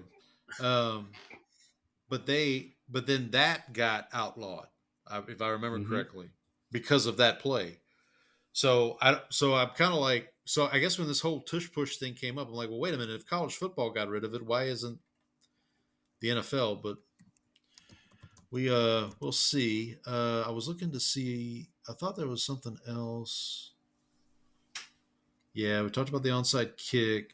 There was another update to the kickoff, I think, where now you can do a 6-3-2 alignment. So like, you don't have to have 9 players if you're the return team. You don't have to have 9 players on that line on the line. You can kind of mix it up. I thought that was, but I'm not seeing anything here. The first down, the electronic first down. So they're keeping the chain gangs, but it is not going to be the primary determinant indicator. We finally moved into the 21st century here. So this is from CBS Sports. The chain gang could soon be going extinct. The NFL announced that the league will use Sony's Hawkeye technology as the primary method for measuring first downs in 2025. The NFL tested the system in 24, and the league is now comfortable with using it full time, according to Troy Vincent, the NFL's executive vice president of football operations. So, although the chain gang is being replaced, it's not going away just yet. The chain gang will still be on the field in 2025 to serve as backup crew in case there are issues with the new technology. So, there you go. Another rule change that got tabled is the playoff format. Did you hear about this one? No. So is this like the reseeding? Is it a reseeding situation? Okay. Under this proposal, a wildcard team could be seeded higher than a division-winning team if the wildcard team has a better record. So it's the NBA. It's what the NBA did a couple of years ago, where now you can. So like winning your division gets you a playoff spot, but it does not guarantee you a home game, basically. Yeah, I don't like this.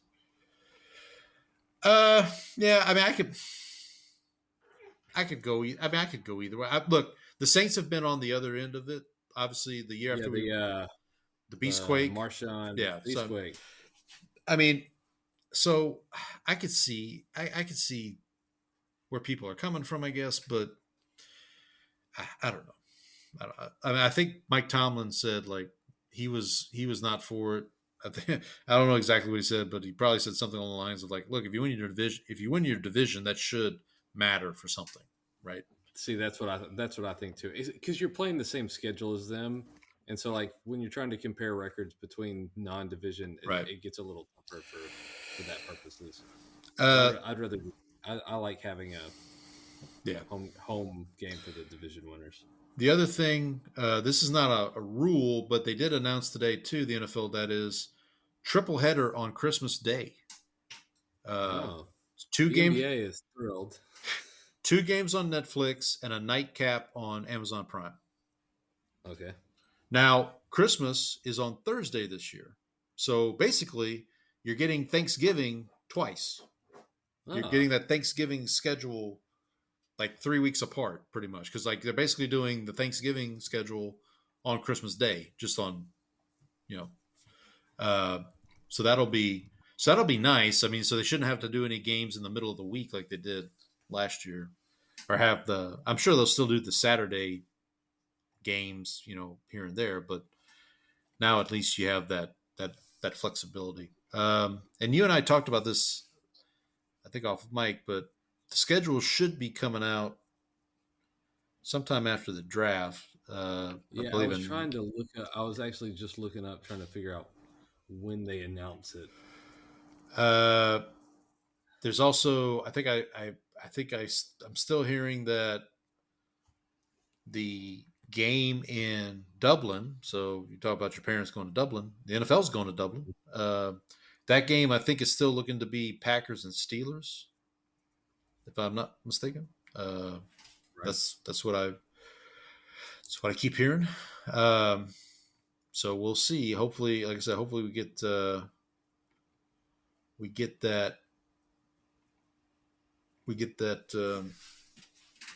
sooner than later. For some reason, I always thought it was before the draft, but I guess I was just misremembering.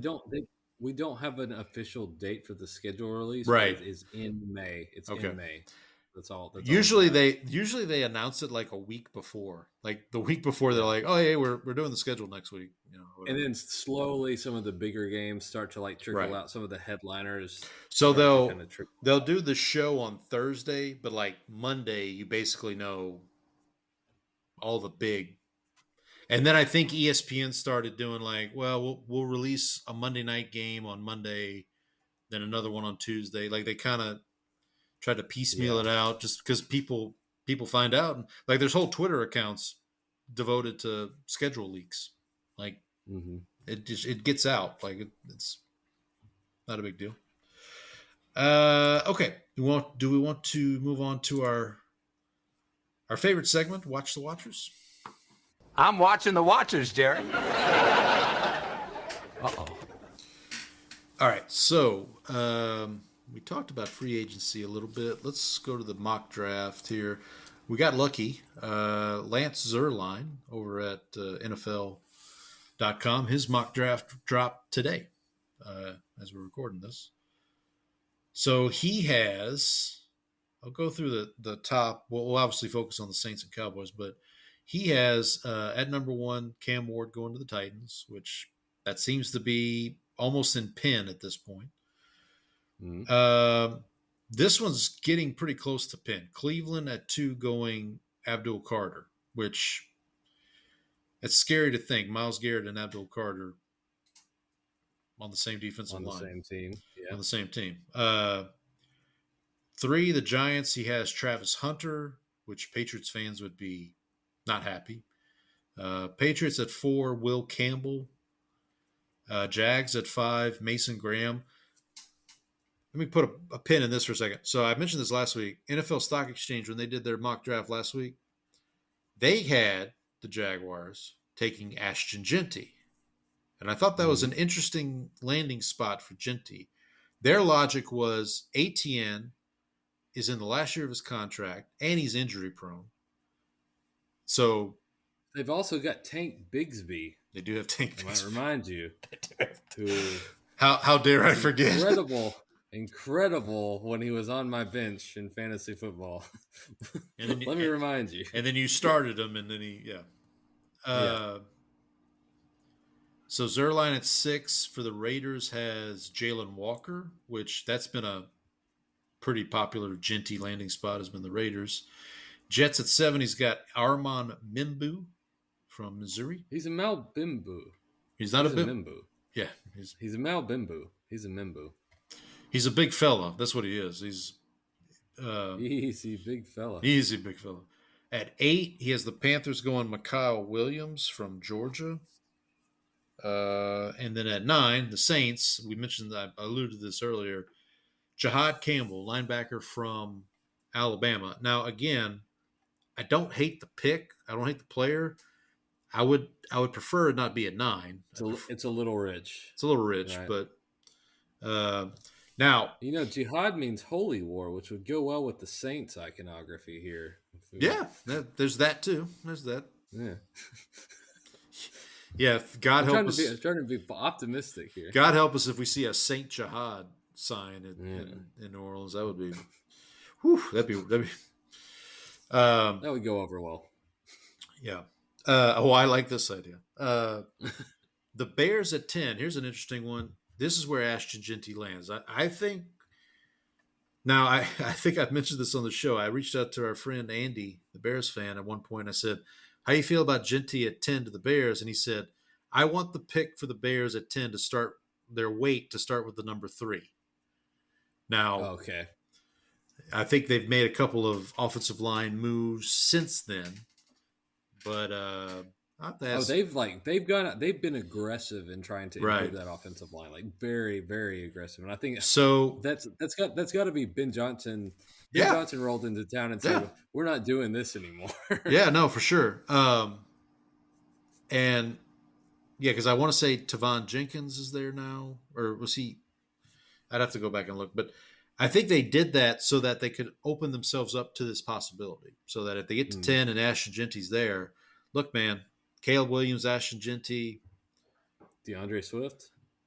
Yeah, they got DeAndre Swift too. I actually saw that today too. I saw a trade for the Bears, trade up to Vegas, send DeAndre Swift to Vegas, trade up and get Jeanty. But 49ers, your guy, Kelvin Banks Jr. from UT.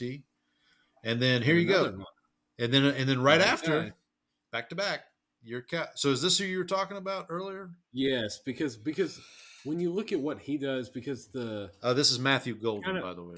Yeah, Matthew Golden, who is more of a speed receiver, which is kind of what they've hinted at needing for the offense. Because you've got CeeDee Lamb, who's kind of a play everywhere guy, who's a good possession, good yards after catch, but can kind of do everything. And then they've got bigger guys who are like the Jalen Tolbert. They added Jonathan Mingo from the Panthers, who are all like bigger body types. But what they don't have is kind of just like a speed only guy. Like they tried to make Brandon Cooks that, but like he's kind of not that kind of receiver anymore. And so they never were able to like use him as that. And so Golden's skill set seems to match up with what they've hinted at what they're looking at. And I've heard rumors that Golden is also, people are starting to think that he might be the first receiver off the board in this draft. And so I think that kind of aligns. And I was just looking too, because NFL.com has like all their mock drafts like kind of tabbed together here. And Daniel Jeremiah also has Golden to the Cowboys now. So it seems like that idea is starting to pick up steam in the mock draft world. Yeah, I want to say I looked at that mock draft last week or the week before when it dropped, and yeah, it's Golden. I've seen Tyler Warren to the Cowboys in one mock draft. Yeah. Here, Zerline has Tyler Warren going to the Colts, which to me is a perfect fit, because the NFL comparison I heard for Tyler Warren was Dallas Clark, who Dallas Clark obviously was a legend with the Colts. So you were talking about Golden being the number one receiver off the board. The presumptive number one receiver for a while was Teteroa McMillan from Arizona. Did you see this clip that dropped of him talking about him eating? They asked him about watching film, and he's like, "Yeah, I don't like watching film." He's like, we go over it in the receiver room anyway. And I was He like, said, I think someone pointed out that was like his freshman year too. oh, It, like, really? wasn't. Oh, I didn't see I that. want to say that that's what I saw. Okay. I didn't dig too deep, but I heard it was. I was like, okay, it was like, okay, this is not his like a recent thing. So this mock draft, Zerline has him going 18 to the Seahawks, which would be interesting to pair him with Cooper Kupp, Marquez Valdez-Scantling, Jackson Smith, and Jigba. That's a pretty nice receiver room if you have those guys. In my opinion, we talked about Shamar Stewart from A&M being kind of the workout warrior from the combine. I've seen him mock to the Saints. God help me if the Saints take this guy. But this mock draft has him going to the Buccaneers at 19. Omarion Hampton going to the Broncos at 20. Rams trading up to 21 with the Steelers to get your guy. We talked about him earlier, Jahdae Barron out of UT. Mm-hmm. I do like Jahdae's game. I think he could fit, speaking as a Saints fan, I think he could fit with the Saints and what they're trying to do under Brandon Staley. But again, I don't think 9's the spot for him. That's just me. This is an easy pick here for the Chargers. Colston Loveland from Michigan. Obviously, Jim Harbaugh knows him coming from Michigan, and that would be a good pick for him. Give Herbert a tight end, what do you call it, safety valve, as it were. So here's where it gets interesting. Zerline has the Browns trading up back into the first round at 24 with the Vikings to pick Shedeur Sanders. So if you're the Browns, and if you can come out of this draft with Abdul Carter and Shedeur Sanders, I think that's pretty good, honestly. Like, I don't hate it if I'm a Browns fan. I'll say that. Now, depending on what you have to give up to trade up with Minnesota, I guess. But Texans going Donovan Jackson. Speaking of a team that's tried to overhaul their offensive line, I don't know how successful they've been, but they did trade away their best left tackle to your. The Texans offseason. The Texans offseason plan has been very confusing in that they kind of like. Yeah. They traded their best offensive lineman. Right. They traded a guy who kind of sucks. Kenyon Green. Yeah, Kenyon Green, who's been a bust. But then it seemed like they went all in last year and it didn't work, and so now it's like whoa, like we right. got a little too far ahead of ourselves, and now I don't know really understand what they're doing, what their timeline is now. Yeah, so Zerline has them taking Donovan Jackson from Ohio State, who's a tackle guard player. I mean, C.J. Stroud will know him from Ohio State. Yeah, so the Texans have signed Cam Robinson, who was with the Jaguars, got traded to Minnesota. Minnesota decided not to re-sign him, so now he's with the Texans. 1-year deal. They got Laken Tomlinson at guard, and they traded for Ed Ingram from the Vikings. So they basically replaced Laramie Tunsil, Kenyon Green, and Shaq Mason with Cam Robinson, Laken Tomlinson, and Ed Ingram. So I don't know if that makes you better, but I guess we'll find out for them. I mean, something. But again, in that division, like the AFC South's not exactly, the toughest place to play. Let's get back to this mock draft here. Steelers. So the Steelers traded back with the Rams. They end up with Derek Harmon from Oregon. This would be such a Baltimore Ravens pick. Nick Emanwari from. That's exactly that was exactly my thought. It's that's such a Ravens pick. It is. I mean, yeah. And then at the end of the first round, they have the Saints trading up with the Eagles, who they like to do business with in the past, to 32, and selecting Jackson Dart from Ole Miss. So in this mock draft, the Saints would end up with Jihad Campbell, linebacker, and Jackson Dart, a quarterback. Now, again, we wouldn't know what he doesn't really what the price tag is. Yeah, right? To go from 40 to 32, you're probably throwing in, I don't know, I mean, they have they have an extra third rounder from Washington they could throw in, I guess, and Right. I'd have to see What's the chart? what's the Show me the chart. chart. Yeah. And I mentioned this too with the whole quarterback thing with the Saints. The Spencer Rattler variable. Kellen Moore talked about Spencer Rattler today, and he basically said, look, we evaluated him last year coming out of South Carolina when we were with Philadelphia. Like the player, he played under some hard circumstances this year. Like it wasn't, and kind of got his lumps.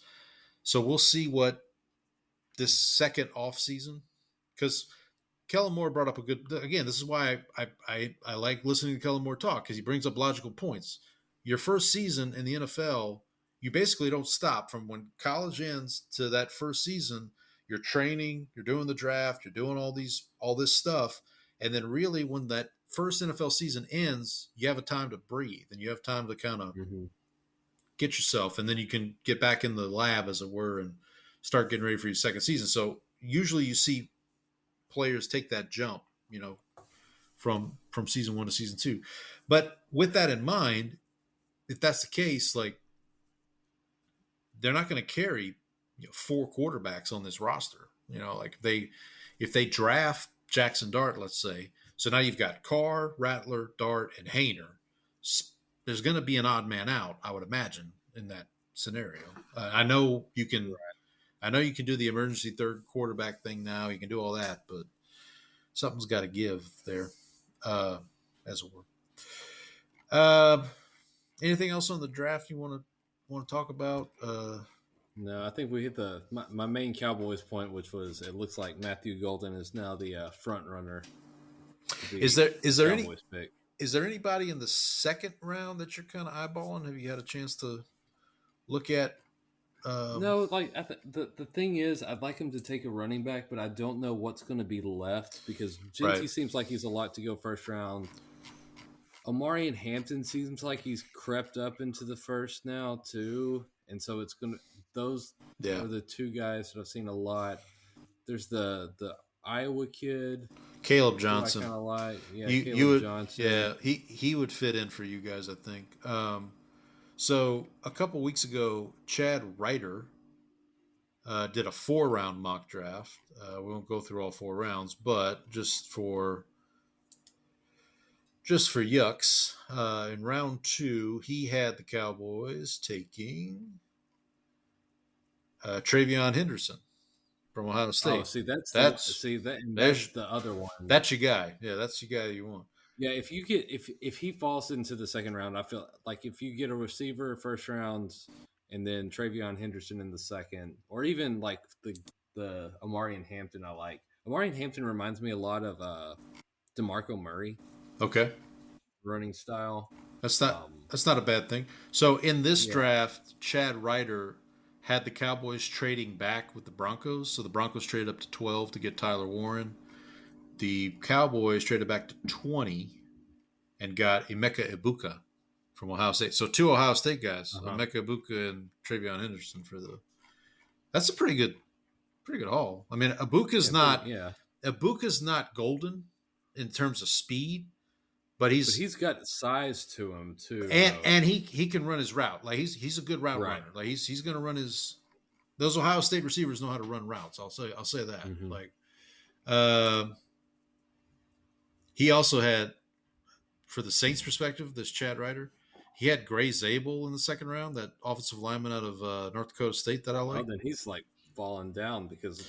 Nah, I think he's going first. I think he's going in the first round, but that's just me. One of the things I saw was I think someone said that Gray Zabel may have gotten pushed up too much early on in this stuff, and so like now he's starting to kind of drift back down to where he originally was, and so he'll probably end up somewhere in the middle there, like in the late first, early second.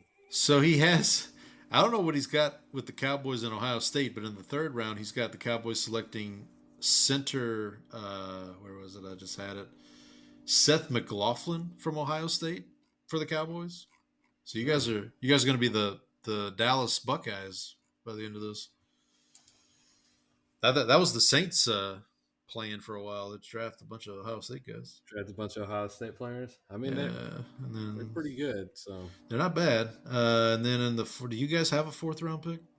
You know, I don't remember. I feel like we don't. Doesn't look like you do. Oh, we traded for Jonathan. Oh, for Bingo. That's right. That's right. We do have a 4th round draft pick. Its name is Jonathan Mingo. Who did the Panthers select in the 4th round with your pick? Oh, they pick your guy Andrew Makuba from Texas. Oh, There you go. that's funny. There we go. That's a feather in your cap. All right. Anything else draft related we want to talk about? Want to move on to something else? No, I think we can move on to our Immaculate Grid. Yeah, let's do that. So I told you offline, like I have not done an Immaculate Grid in 2 weeks, probably. I think both of us have been taking a little bit of a immaculate hiatus. Yeah. By the way, shout out to the guys at Immaculate Grid with these new. Have you checked out your My Stats on Immaculate Grid? They now keep track of your. They keep track of your, like the players you use and all that stuff. Mm-hmm. Yeah, I think that's pretty cool. All right, so today's Immaculate Grid, we're playing today, April 1st, grid 622. So we've got 3 teams. April Fool's Day grid. The April Fool's Day grid, and you'll see why here in a minute. We've got 3 teams across the top. So we've got Cleveland, the Chargers, and the Dolphins. That's your columns. And then your rows are 3 categories. So we have Pro Bowl, 1st round draft pick, and a reminder, this does not have to be someone who was drafted in the 1st round by one of these 3 teams, just someone who was a 1st round pick who played for one of these 3 teams.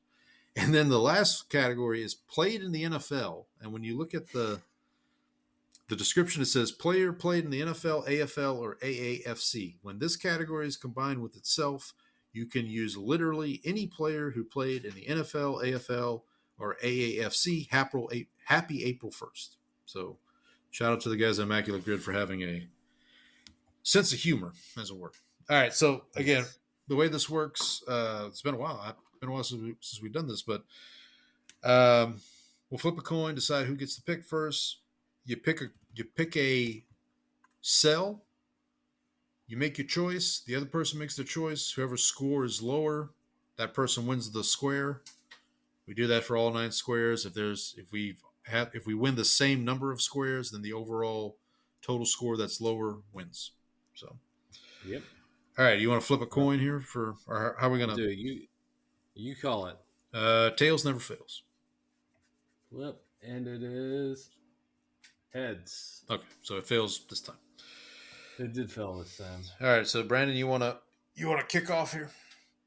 Yeah, we're gonna go into the to that bottom row there. We're gonna go played in the NFL. Okay.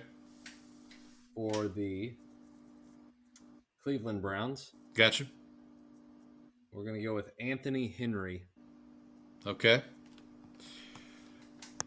All right, it is 0.009%. Jesus Christ. Should have seen that coming. No, this guy played for the Bengals. Okay.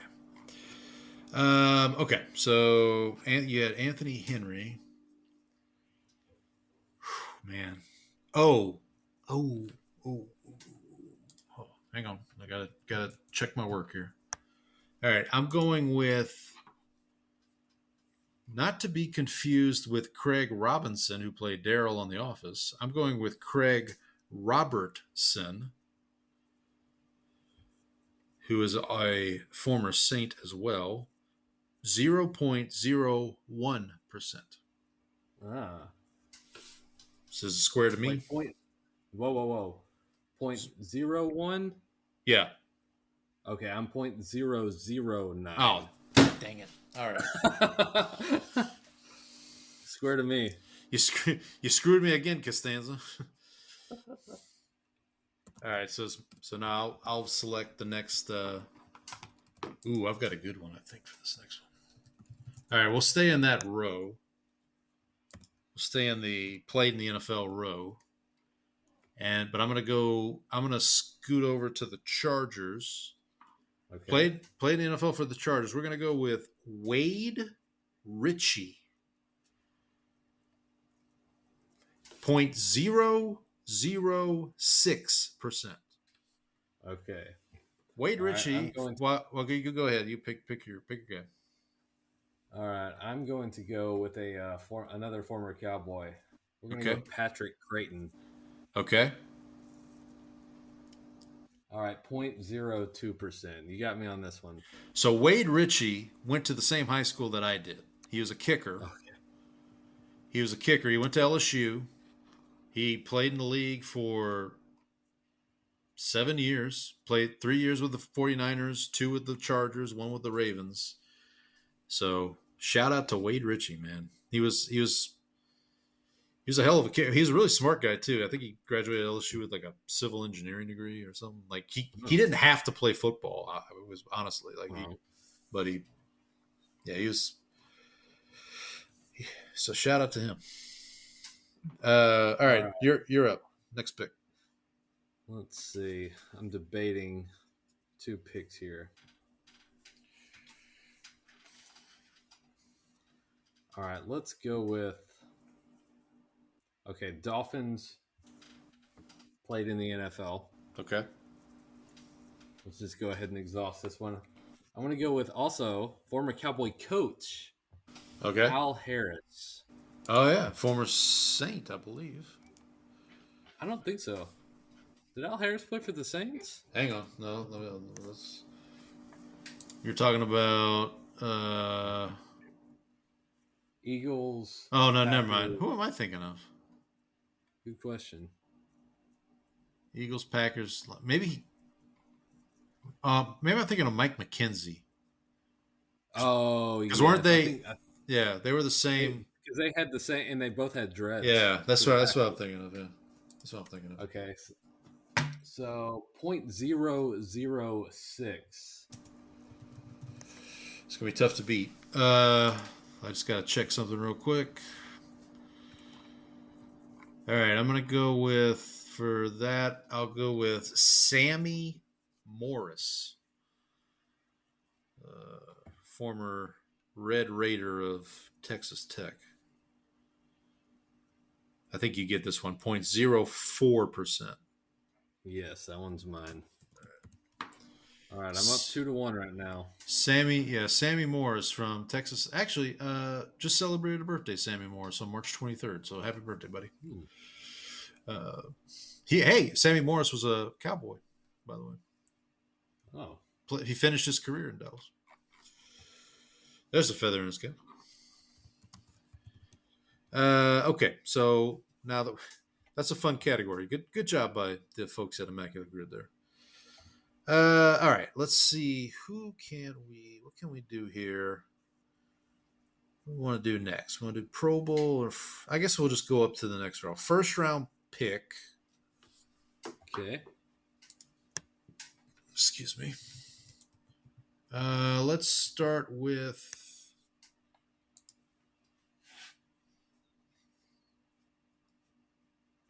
Give me a sec here. Let's start with.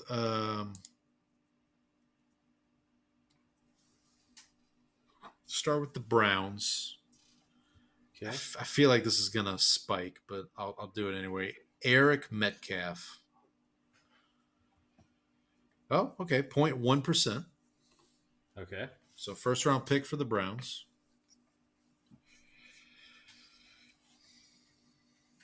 All right, I'm going to go with the guy who got hit in the face with the flag, Dwayne Rudd. Oh, I forgot about him. Yeah. Yeah, Dwayne Rudd. 0.02%. 0.02. Yeah, that's yours. That was 0.1. So, screwed me again, Costanza. All right. I'm gonna go up to Pro Bowl Miami. Okay. I'm gonna take another former Cowboy here. Okay. I'm gonna take Brock Marion. Ooh, that's a good one.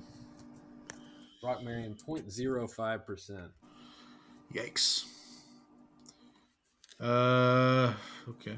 Well, let's see.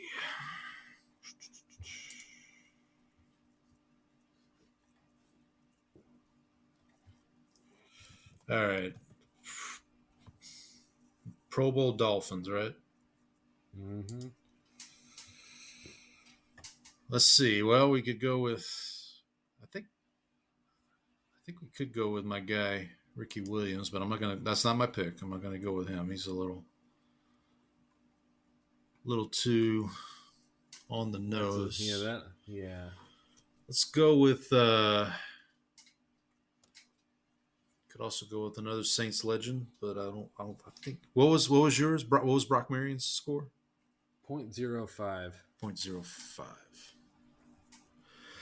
Okay, I'm gonna go with kicker Olindo Mare. Lindo Mare. Yeah, 0.3%. Another one to you. I think that probably clinches it. You're up 4. I'm up 4-1. Okay, so if I win these last 4, then so it's my pick, right? It is your pick. You're up. Okay. Let's stick. I guess we'll stick in the Dolphins column. Let's just finish out that column. Let's just do first round pick. Okay. Dolphins. And no, that was I was thinking of Michael Clayton, but Michael Clayton was the Buccaneers. Different Florida team. Let's see. Are you thinking of Mark? Wasn't Mark Clayton? No, that was a Michael Clayton. Okay. That was a receiver. But he got drafted by Tampa. That's what I'm saying. It wasn't. There is a Mark Clayton too. Yeah, there is. I think there's 2 Mark Claytons actually. In this economy. In this economy. All right, first round pick for the Miami Dolphins. We're going to go with the other OJ McDuffie.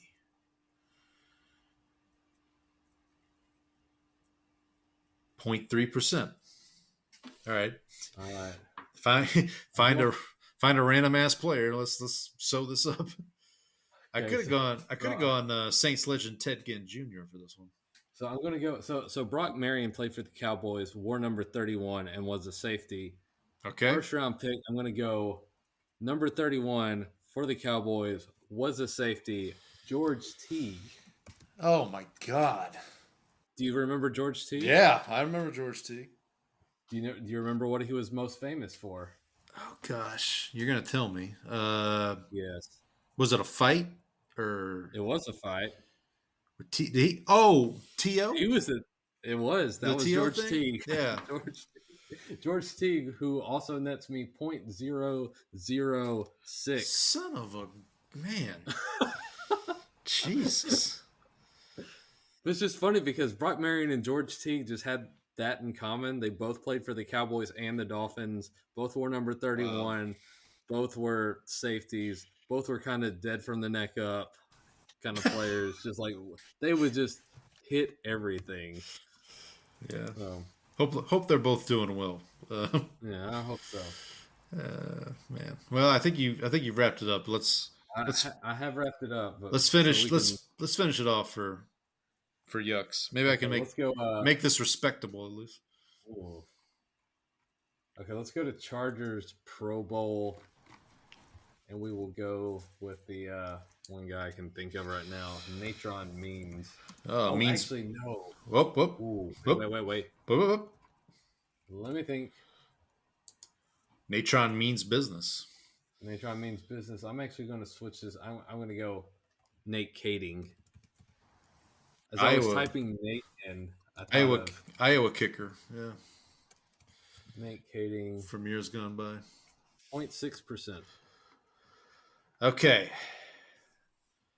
This is Chargers Pro Bowl, right? Mm-hmm. I'm going to go with Saints legend.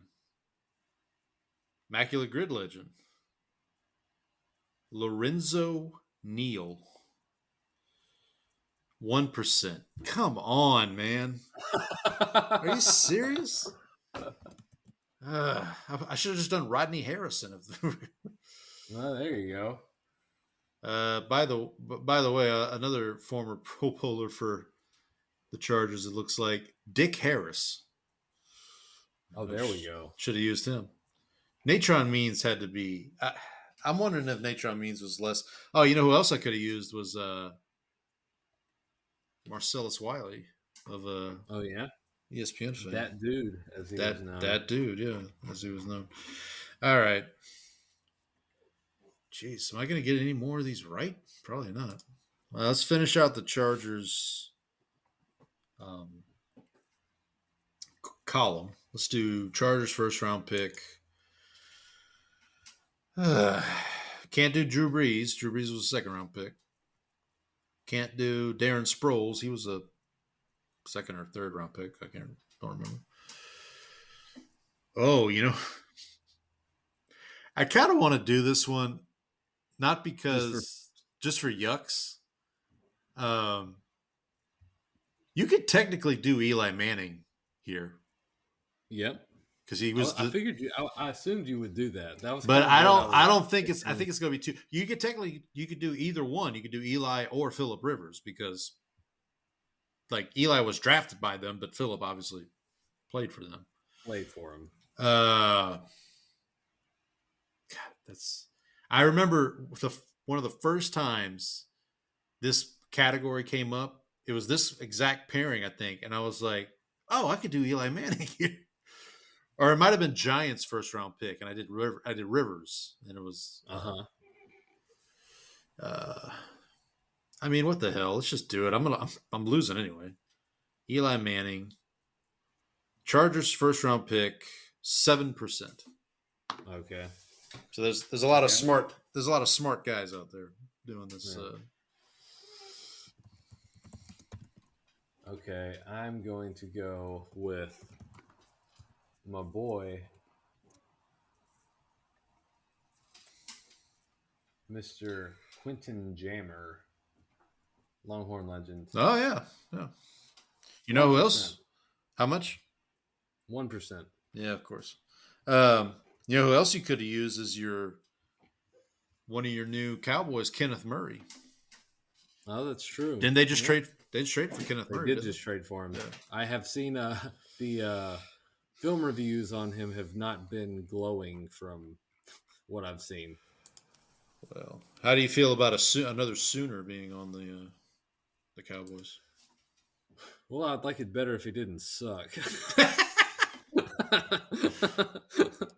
As long as he plays good, doesn't matter what college he went to.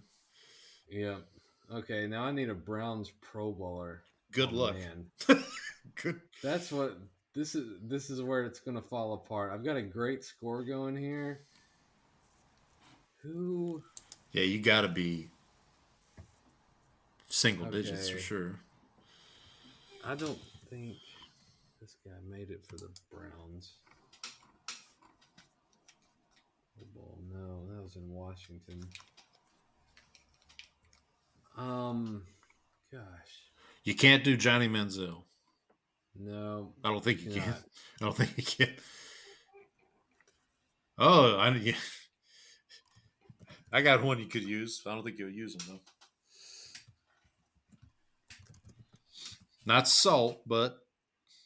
Pepper Johnson. Yeah, you could use Pepper Johnson. Okay, I'm going to go...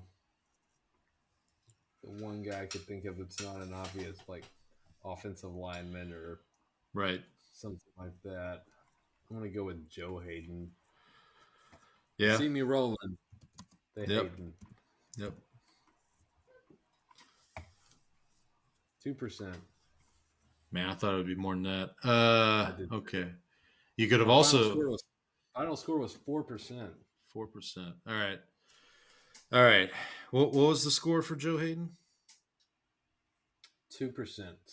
Okay. If this one doesn't work, then I don't know. I might just quit the show. Webster Slaughter. 0.3%. All right, so at least I won the last square. My final score is 9. That's a respectable score. I just had a What was your just final went on score? 4. Jesus Christ. I just went on a legendary run here with former Cowboys. I mean, if I hadn't messed around and done the Eli Manning one, Yeah, you actually would have been. I probably would have been. Yeah, but I was at that point. I was actually just more curious, honestly. So let's see the top scores: Browns Pro Bowler Myles Garrett, Browns first round pick Baker Mayfield, Browns played in the NFL Deshaun Watson. Chargers Pro Bowl LaDainian Tomlinson, first round pick Justin Herbert, played in the NFL LaDainian Tomlinson. Dolphins Pro Bowl Tyreek Hill, first round pick Tua Tagovailoa, and played in the NFL Dan Marino. Shout out to Dan Marino. You're really unoriginal if you're pulling Dan Marino for that. But here's the thing: he's the top pick, and it's like 5%. 5%. Because Yeah. like you're picking. I mean, you got all these players to pick from. Yeah. Oh well. That was fun. Well, not really, but it was. All right. We'll close it out with our final segment here. Yeah. All right. So getting a little breezy down here. Well, the temperature's gone up. I mean, spring's upon us a little bit here in Texas, but I do feel a draft. I feel a draft. Let's change tables. Get out of here. We have a booth. I suggested this. I missed the Costanzas. I haven't because I haven't been able to do a draft for the last 3 weeks. One person draft. Yeah, I like that idea. Yeah. So this was my idea suggested before the show because I watched a bunch of Christopher Nolan movies. Yep. On the flights there and back, and so we will be drafting Christopher Nolan movies here. I figure we can do 4 apiece. Yeah. So he has. We talked about this a little bit before we turned the mics on. He has 12. So I did a ranking on Letterboxd. He has 12 films. So yeah, 4 apiece. So and then I might just give my rankings at the end here. I won't do it right now, but so yeah, let's do 4 apiece. Then I might just draft all your picks. Right. So you won the Immaculate Grid. So I think we said whoever wins gets to choose. Go first. Okay. So what do you want to do? I'll let you have the first pick because I think I know which way you're going to go, and then I'll take the 2 back to back. Okay. So for my first pick, I don't look. This might be a little off the beaten path. I don't know if anybody would go this route for Nolan. I'm going to go with his movie from 2001 titled Memento. This is this stars Guy Pearce and the lady from The Matrix, Carrie-Anne Moss. There you go. Mm-hmm. Guy Pearce, Carrie-Anne Moss, Joe Pantoliano, among a bevy of other cast of characters. Our guy Stephen Tobolowsky, Tor Ekman from Seinfeld. This movie, I remember the first time watching. This was definitely one of those college movies where like you have a friend who's like, "Dude, you got to see Memento." Like this is like, and they sit you down and they play it. And the first time you watch it, your brain is a noodle because you just can't figure out what's going on. I think you can watch it in like chronological order. They do, too. Yeah. I want to say it's a DVD extra where you can watch it in chronological order. You can also go to the Wikipedia page for the movie. Actually has like a chart that kind of like shows you how the timelines mesh. Because for those who haven't seen the film, part of the movie is in color and part of it's in black and white. The part that's in color is like forward moving, where the part of black and white is from the past. So it's So, and I don't want to say too much more. I know the movie's like 20 something years old now, but like the general gist though is like the guy has short-term memory loss. Correct. And so he's trying to piece together. He's trying to what figure happened. out. He's trying to figure out who killed his wife. So on its surface, it's a guy trying to figure out who killed his wife movie. But to your point, he has short-term memory loss. He has to tattoo reminders on himself about, about what he knows about the case. Carrie Ann Moss plays a bartender that he meets along the way. Joe Pantoliano, who also was in The Matrix, actually, now that I think about it. He was in the first one. Plays like a cop who's maybe He's trying to help him. you think he's trying to help him, but yeah. And Guy Pearce gives a great performance. Guy Pearce was just in The Brutalist. We talked about that earlier. He was in The Brutalist last year. So this is a great film. This is one of those, when you watch it, you're like, man, why wasn't Guy Pearce like a bigger deal? Like he had, because he had LA Confidential in '97. He had this movie in 2001, and then he kind of just fell off. So, but no, this is, excuse me, by far my favorite Nolan movie. It's the most grounded, I feel like, of his movies, even though it is told in a kind of a crazy way. But I just really, this is before he was doing big budget, like huge cinematic experiences. Right. And I really enjoy this film. So that will be my first pick. All right, I'm going to go with the movie I watched on the plane all the way through, and it completely holds up, like extremely well. I'm going to go with Inception first. Okay. It's a great visually, the whole idea of like implanting an idea, how they go through it, how they build how you have the architecture, his backstory with his wife who committed suicide, and how she keeps she's in his subconscious, trying to derail things. Just a great movie with a lot of great performances, because Tom Hardy's in this, Leo's in it.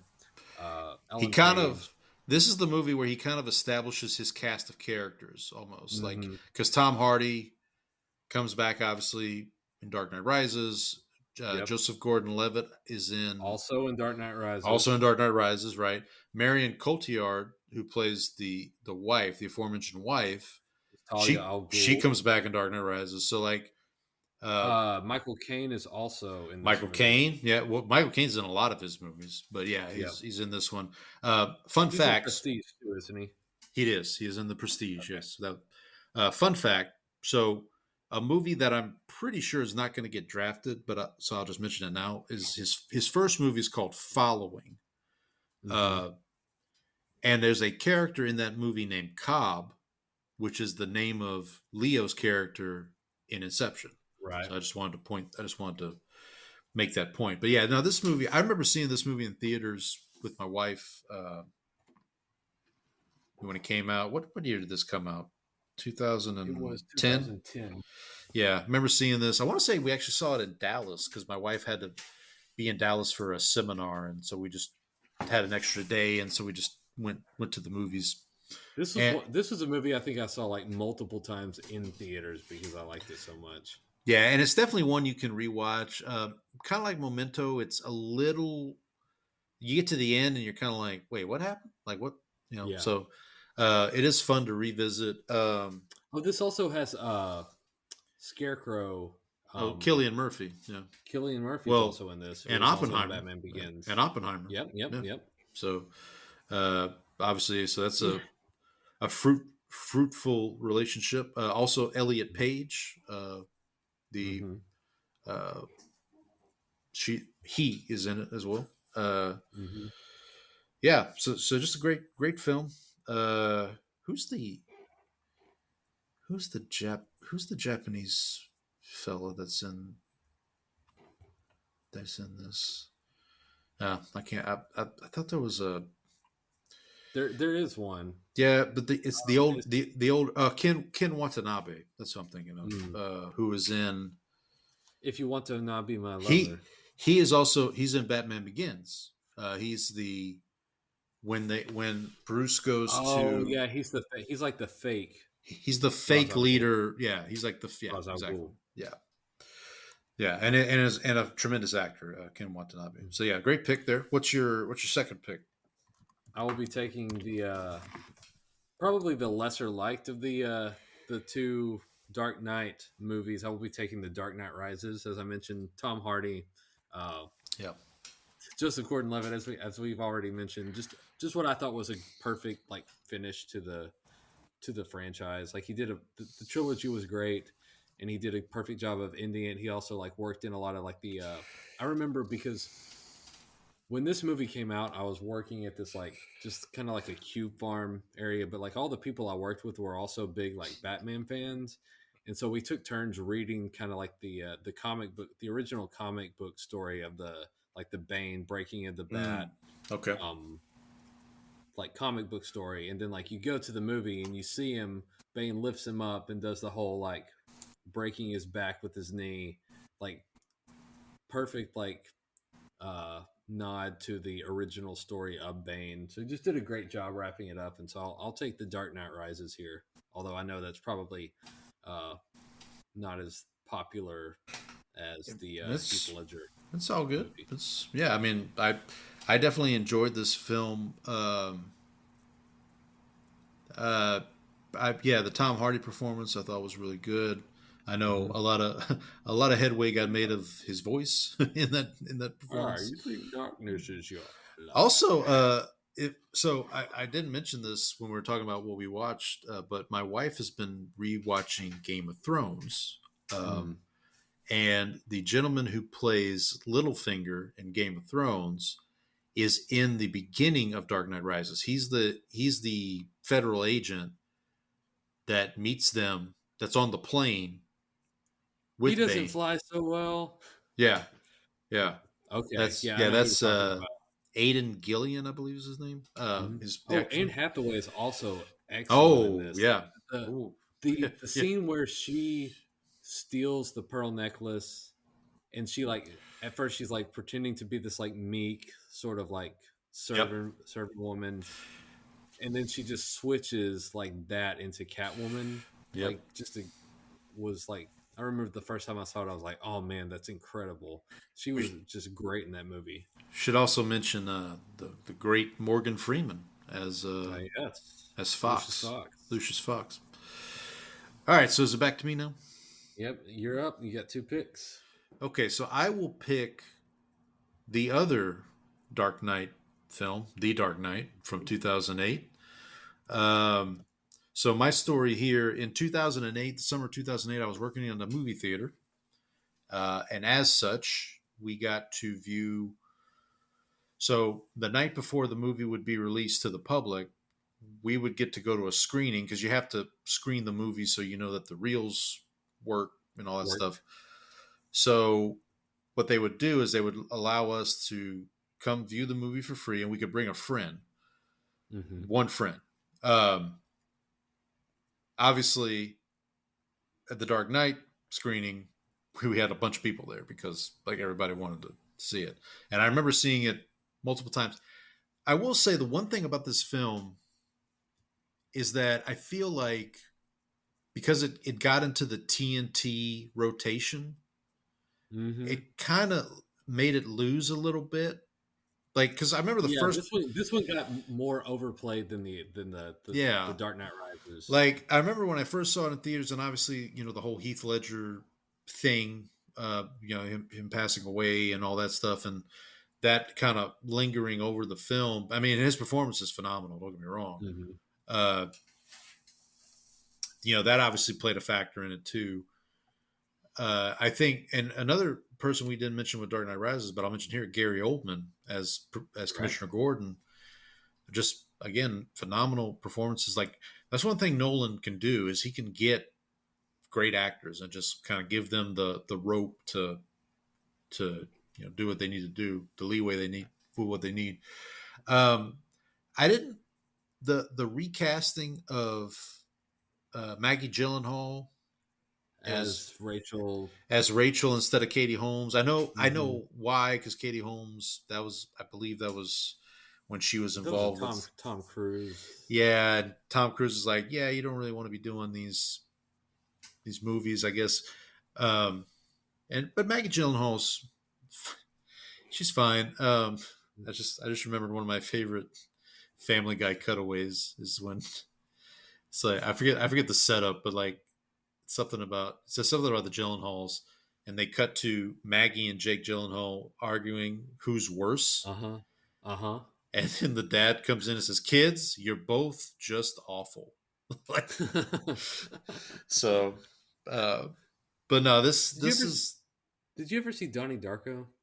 I have not. It's on my list. I need to watch. Jake Gyllenhaal, by the way, he's made some choices in his career. He's made some movies that are like I talked about. I think it was last week or week before. I talked about a movie he made called Enemy, with it was directed by Denis Villeneuve, who directed the Dune movies. It's out there, man, and like he's made like Nightcrawler, Prisoners, like these kind of like just really dark movies. Well, that you should watch Donnie Darko. I've heard of I know of the tales of Donnie Darko. I'll put it that way. But getting back to Dark Knight, yeah, just really great. I mean, I did my Michael Mann rankings last week, and my number one movie was Heat, and the opening bank robbery in Dark Knight is basically a direct homage to Heat, to the bank robbery in Heat.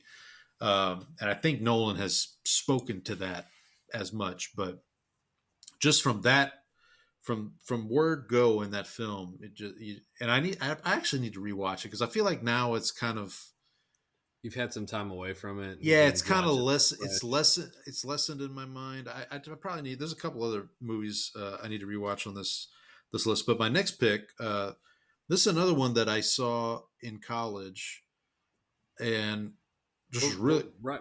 Oh, go ahead. Go ahead. So the Dark Knight came out. This was the year that I was in London. The year I met my wife. Okay. It came out. So it came out in America like a week early, but everyone. So I was like emailing like my dad, my friends, and everyone, and they were just like, "You got to see this. It's the greatest superhero movie I've ever seen." Yeah. And so like I finally got to see it like a midnight showing, and it was like I was like, "Okay, they were right." Yeah, I mean it definitely holds up. So for my next pick, I'm gonna go with the film. I believe this film was released right before The Dark Knight, and that is The Prestige.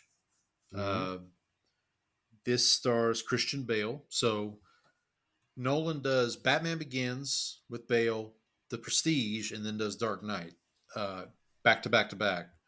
And then this also stars Hugh Jackman. They are competing magicians. Michael Caine, as we mentioned, is in this film. Wonderful performance from Michael Caine. David Bowie, the late great David Bowie, is in this movie as Tesla. This is another one where you get to. This is one of those kind of like Memento, where you get to the end of the movie and you go, "Holy bleep!" Like this is, like once they kind of get to the reveal, it's. And I remember this movie came out right around the same time. There was another movie that came out around the same time called The Illusionist with Edward Norton. I think it's kind of like those like when like Independence Day came out, and then like Mars Attacks is also. It's like for some reason there's always like another kind of close. Yeah, thing. It's like we have The Prestige at home. Yeah, home. It's called The Illusionist. Exactly. Actually, I don't think I've ever seen The Illusionist now that I think about it. But this movie, The Prestige, is wonderful. Definitely has all the Nolan tricks, I'll call it, like the Nolan sensibilities, playing with time and all those good things. So highly, highly recommend. Any thoughts on The Prestige? Any more thoughts? No, that's I think that's the one that I need to like go. I was just actually looking up where can I stream this. Looks like it's on Hulu. Yeah, might be. Yeah, you can. Let me check here. Yeah, according to IMDb, it is on Hulu. Oh yeah, Scarlett Johansson's in this movie. I forgot about that. Oh yeah, that's right. Scarlett Johansson. Who else? That may be one. That may be one I try to. Oh, there it is. Yes, it is on Hulu. Can confirm. All right. Can confirm. All right, so it's back to me now. Back to you. You got. Is this your last two? The last two. Okay, so I am going to take. All right, I'm going to take Interstellar. Okay, good pick. Which I feel like Interstellar and Inception are kind of like in the same Yeah. same sort of category here, where they're both just like big Uh, pieces, like great imagination. Like the storyline is incredible, and you also get like great acting. Again, Also, you get Michael Caine. Michael Caine, Anne Hathaway. Anne Hathaway Anne is Hathaway, in this. that's right. Jessica Matthew McConaughey. Chastain. Jessica Chastain, Yeah. right? Is Yes, I think so. Um, All actually, right. actually, if I'm not mistaken, this is the first or one of the first performances of our guy Timothy Chalamet. He plays. Oh. He plays Tom, the son, Oh, that's right. the younger version of Man. the son. Yeah. Yeah. Michael Caine we talked about. Casey Affleck is in the movie. Mm-hmm. I don't want to. I don't. There's a There's surprise cameo. there's a surprise cameo. Yeah, I don't want to Yes. reveal that one, but Yeah, John we'll- John Lithgow. John Lithgow's in the Mhm. movie. Yeah. Jessica Chastain, and then the young Murph is Mackenzie Foy. I was trying to. I meant to. I couldn't look her up because she was on because we were on the plane, so I didn't have the. Looks like she familiar. looks like she's been in the Twilight movies. She was also in The Conjuring, the first Conjuring movie. Okay. Yeah. Scar Children. Yeah, it doesn't look like she's done. Like Interstellar definitely seems like her Big role. Big Yeah. role. Older. She was in the Little Prince, but that was voice acting. I will say, older Murph is played by Ellen Burstyn. Ellen Burstyn. Uh-huh. I talked about her a little bit last week or the week before because I watched The Exorcist, and she plays the mother in The Exorcist. And then she plays, like I said, older Murph in this movie. Yeah, man, what a cast. Jesus. She was bursting at the seams. Yes, she was. She also is, folks might know her best from Requiem for a Dream. I was about to say she was in Requiem for a Dream. That's a rough watch. I'm not going to go back and watch this anytime. I saw it once and that was enough. Yep. Exactly. All right, you got one more pick, I think. Yeah, I feel like I got to take this one here. I'm going to take Best Picture. I'm going to take Oppenheimer. Yeah, you got to do it. Yep. Got to do it here. I had to wait. Did you see this in theaters? I did see this so my wife was out of town with the kids, and so I had a chance. I was like, okay. I told her, I was like, "You're gone. I'm going to go see Oppenheimer." Yeah, so we didn't get that chance. We waited till it came out on Peacock. Mm-hmm.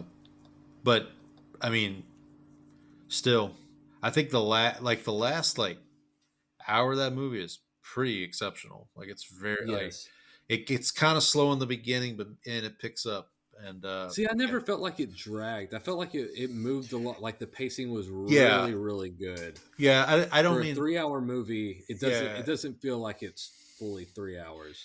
Yeah, and then the Josh Hartnett renaissance, him being in this, and then obviously Cillian Murphy's exceptional performance. Robert Downey Jr. is great in it. Matt Damon's good in this. Yeah. Florence Pugh she's out there. She's loving every minute. She's out there. She got a little Rochelle action going on in there. She did. From Milan to Minsk. Minsk, or from yeah. And then who's the other female? It's Florence Pugh and Emily Blunt. Emily Blunt's the yes. She plays Kitty Oppenheimer. Rami Malek's in this movie. I forgot about that. Yeah, Rami Malek's in this movie. I will say that the only problem I had with this was the last 20 minutes of it. I really needed to go to the bathroom. Oh, yeah. That was a little that stressful happened. For me. So that happened to me. Have you ever seen the movie Curious Case of Benjamin Button? with Brad No, Pitt and Kate Blanchett.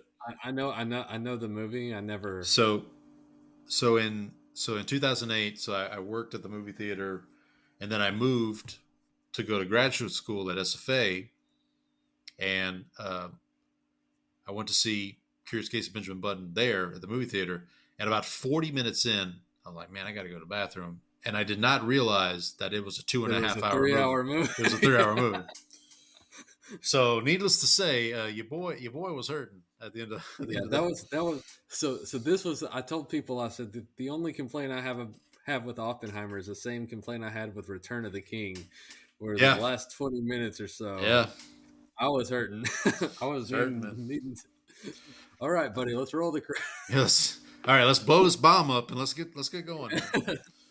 Yeah, no. Got one pick left. I got one pick left. Okay, so we've got the heavy hitters are off the board for sure. Mm-hmm.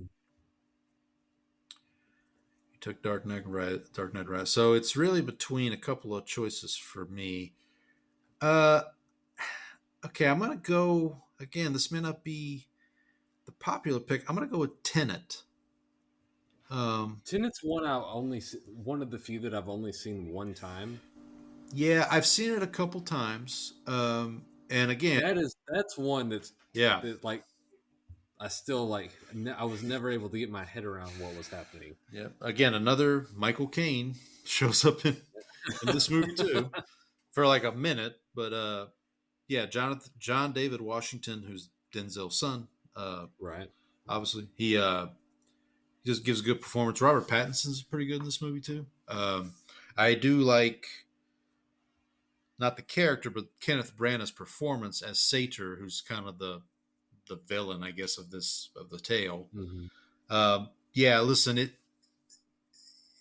I've seen it like 2 or 3 times. I'll probably have to see it a couple more times, and I'll probably never fully understand it, to be honest. But it's really good. I will mention, so just to kind of mention the other films, or do you have anything on Tenet that you wanted to? No, it's something I just need to go back and watch because I for this movie I felt the visual effects carry it more than the storyline. I think that's what you get out of it more. Tenet is like Memento on steroids. Like it's like we have gone. We're taking the ideas from Memento and we're just blowing them out, and we're not even like we're just going all out for this. So so the movies we did not draft, Dunkirk, which I was considering. I've only seen it the one time, and I remember liking it. I remember. But in that one, he tells 3 different stories with 3 different times. So there's one story told in an hour, one in a day, and one in a week or something like that. I can't remember exactly. But I need to go back and revisit that. We obviously didn't draft Batman Begins, the original entry in that trilogy. Insomnia, which is.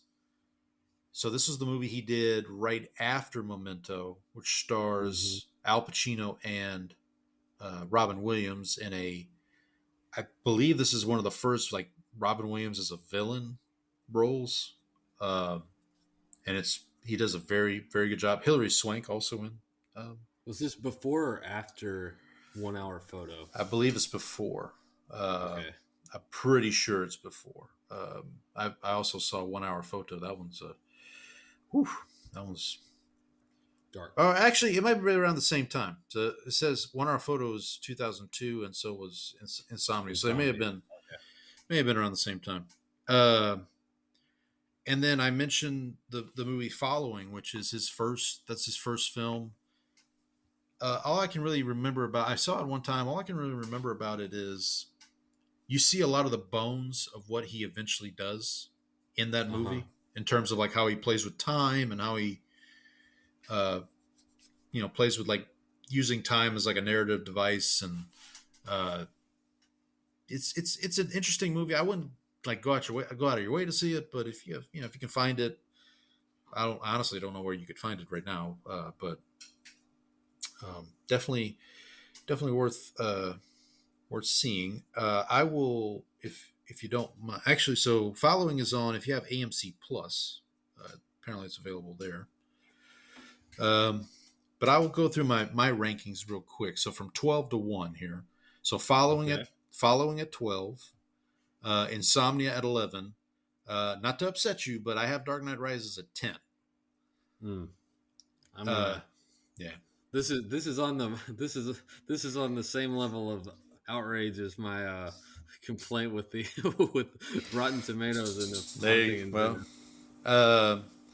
then I have Batman. Honestly, I probably could put it ahead of Batman Begins, Dark Knight Rises. But yeah, I think I have Batman Begins at 9 right now. Tenet I have at 8.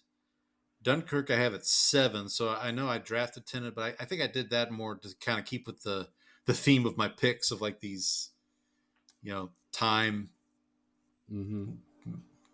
Messing with time. At 6, I have Inception. At 5, I have The Prestige.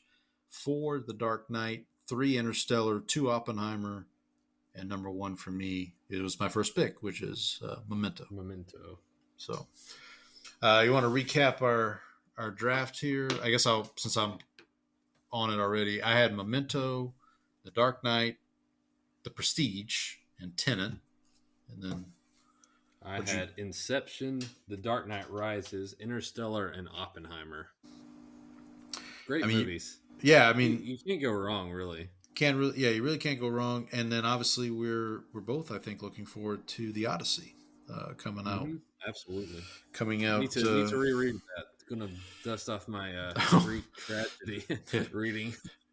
I will not be reading or rereading that film or that book. I don't think I've ever. I'll let you know how it ends. Yeah, fair enough. I was trying to see if he's done anything else. Doesn't look like he it. was involved with Man of Steel.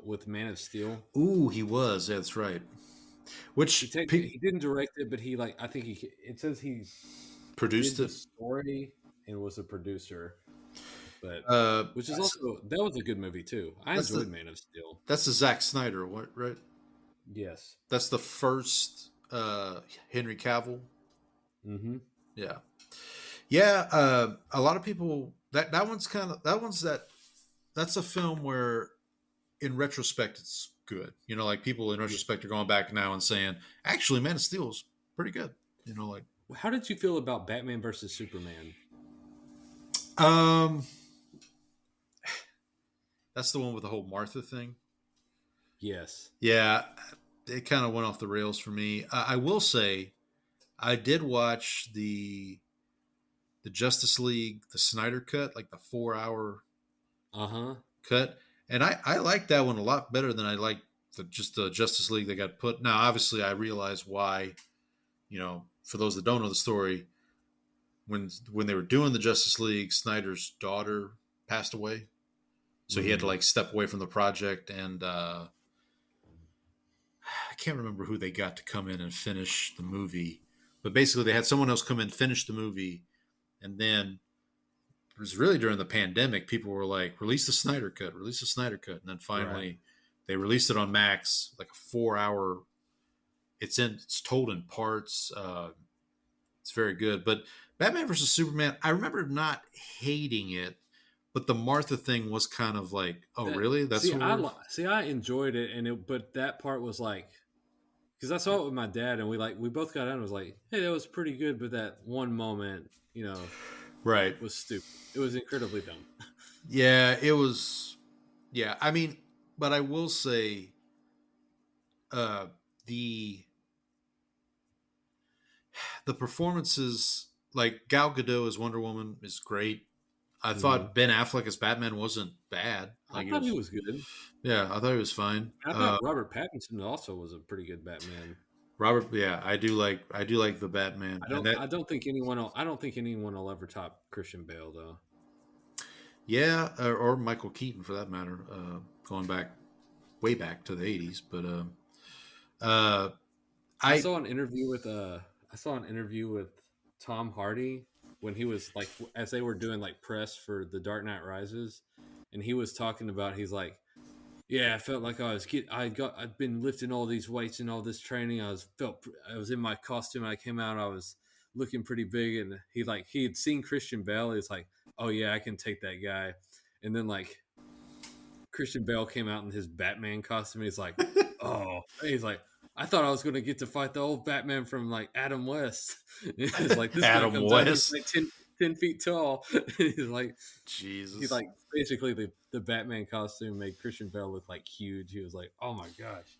Yeah, I'm trying to see who, because if you go on IMDb and look at Justice League, it gives Zack Snyder the credit. Yeah. Okay. So here we go. It's Josh Whedon. That's who it was. That's right. So Zack Snyder stepped down from finishing the film after the suicide of his daughter in March of 2017. Josh Whedon, who had signed on for Batgirl, took over as director, managing additional scenes that need to be included in the final cut. So there you go. That's what it was.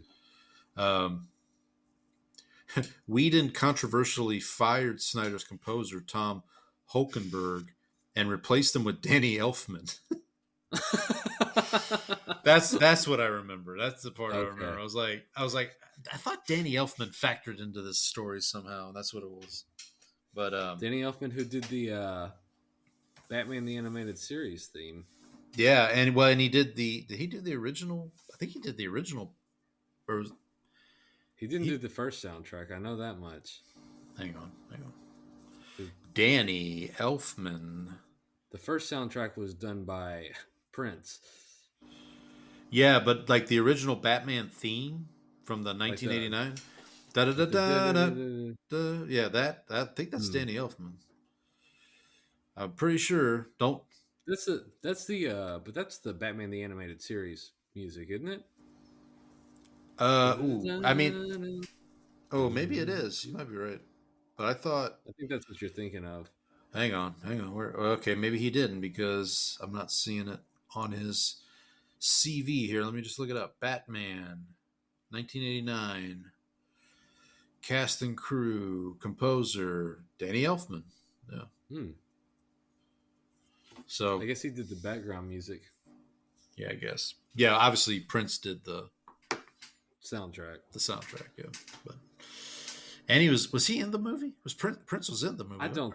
Or no, I'm thinking of Jack Nicholson dances to Prince. That's what I'm thinking of. Yes. Yeah. Okay. All right. Well, I think that's going to wrap up our movie talk there, our draft at least. Anything else you want to say about the draft before we sign off? Nope. I'm looking forward to watching some more Christopher Nolan movies this week. Yeah. Well, apparently I got to watch Haunting in Venice and what was the other one you said? I don't remember now. I'm putting it on my watch list for. Donnie Darko was one of them. Donnie Darko was one of them, but no, there was a movie you were like something else too. You said, "Oh, I can't believe this is rated lower than Haunting in Venice," and I was like, "Okay, well, I'll watch both this week." Oh gosh, now I have to. Yeah, it's gonna. You see, this is why. Now it's gonna bother me. This is why we got. I gotta write things down. Oh, bad words. That's right. Yeah. All right, let me get it. Let me add it before I forget. Bad Words. Directed by Jason Bateman, apparently. Starring Jason Bateman and, like I said, Catherine Hahn. Catherine Hahn's a good time. If I see her in a movie, I'm definitely. She's in that studio show that I mentioned on Apple. Catherine Hahn is in that show. She plays like one of the marketing executives or something at the studio. We'll have to catch up on Severance. I will say, like, once I get a little farther in, I will say that I did not expect Christopher Walken to make an appearance. Yeah, him and John Turturro. It's like two A-list actors. They're just randomly in this Apple TV show. Yeah, and I honestly don't remember. I probably need to go back and rewatch season 1, honestly. Like, I don't remember much of what happens. But I will say, and I talked about the finale, the season 2 finale last week.